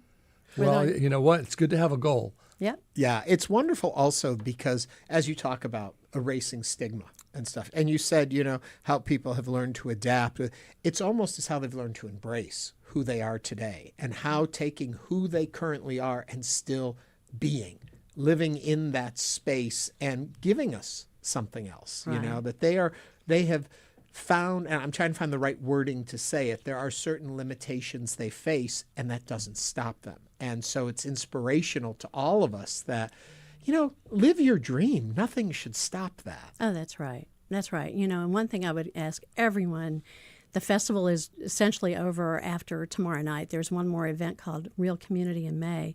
But I hope everyone can come to ReelAbilities 2027. It's a month-plus long festival, because what you just said, Ernie, you're going to hear so many stories through film, speaker, education, art that reinforce everything you just said. When art is in you, there's nothing can keep it down. Yeah. Ray Charles, Stevie Wonder, and there's a lot of great musicians out there, period. That's right. Dee Dee, thank you so much. I can't wait to spend the evening with you tomorrow night and all of these talented performers, musicians, and that great audience. I love it, too, because they show a lot of love. I come out there and they applaud me. I love it. Oh, good Lord. Dee Dee, Wrap thank you this for up, joining Celeste. us. Real Music is taking place tomorrow night. Unfortunately, it's sold out. But fortunately for us, it's sold out. And that's over at the Becker Theater.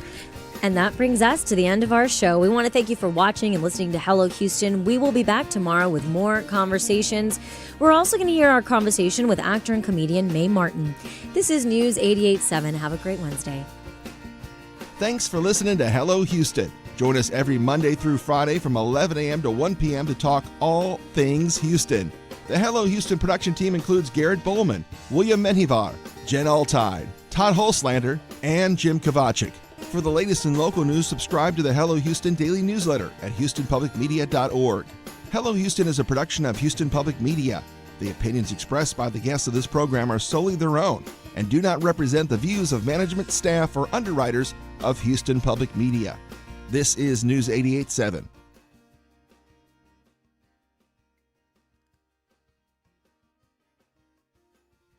Support comes from the Clarion at Brazosport College, featuring the vocal ensemble Kitka on February 27th at 7:30 p.m.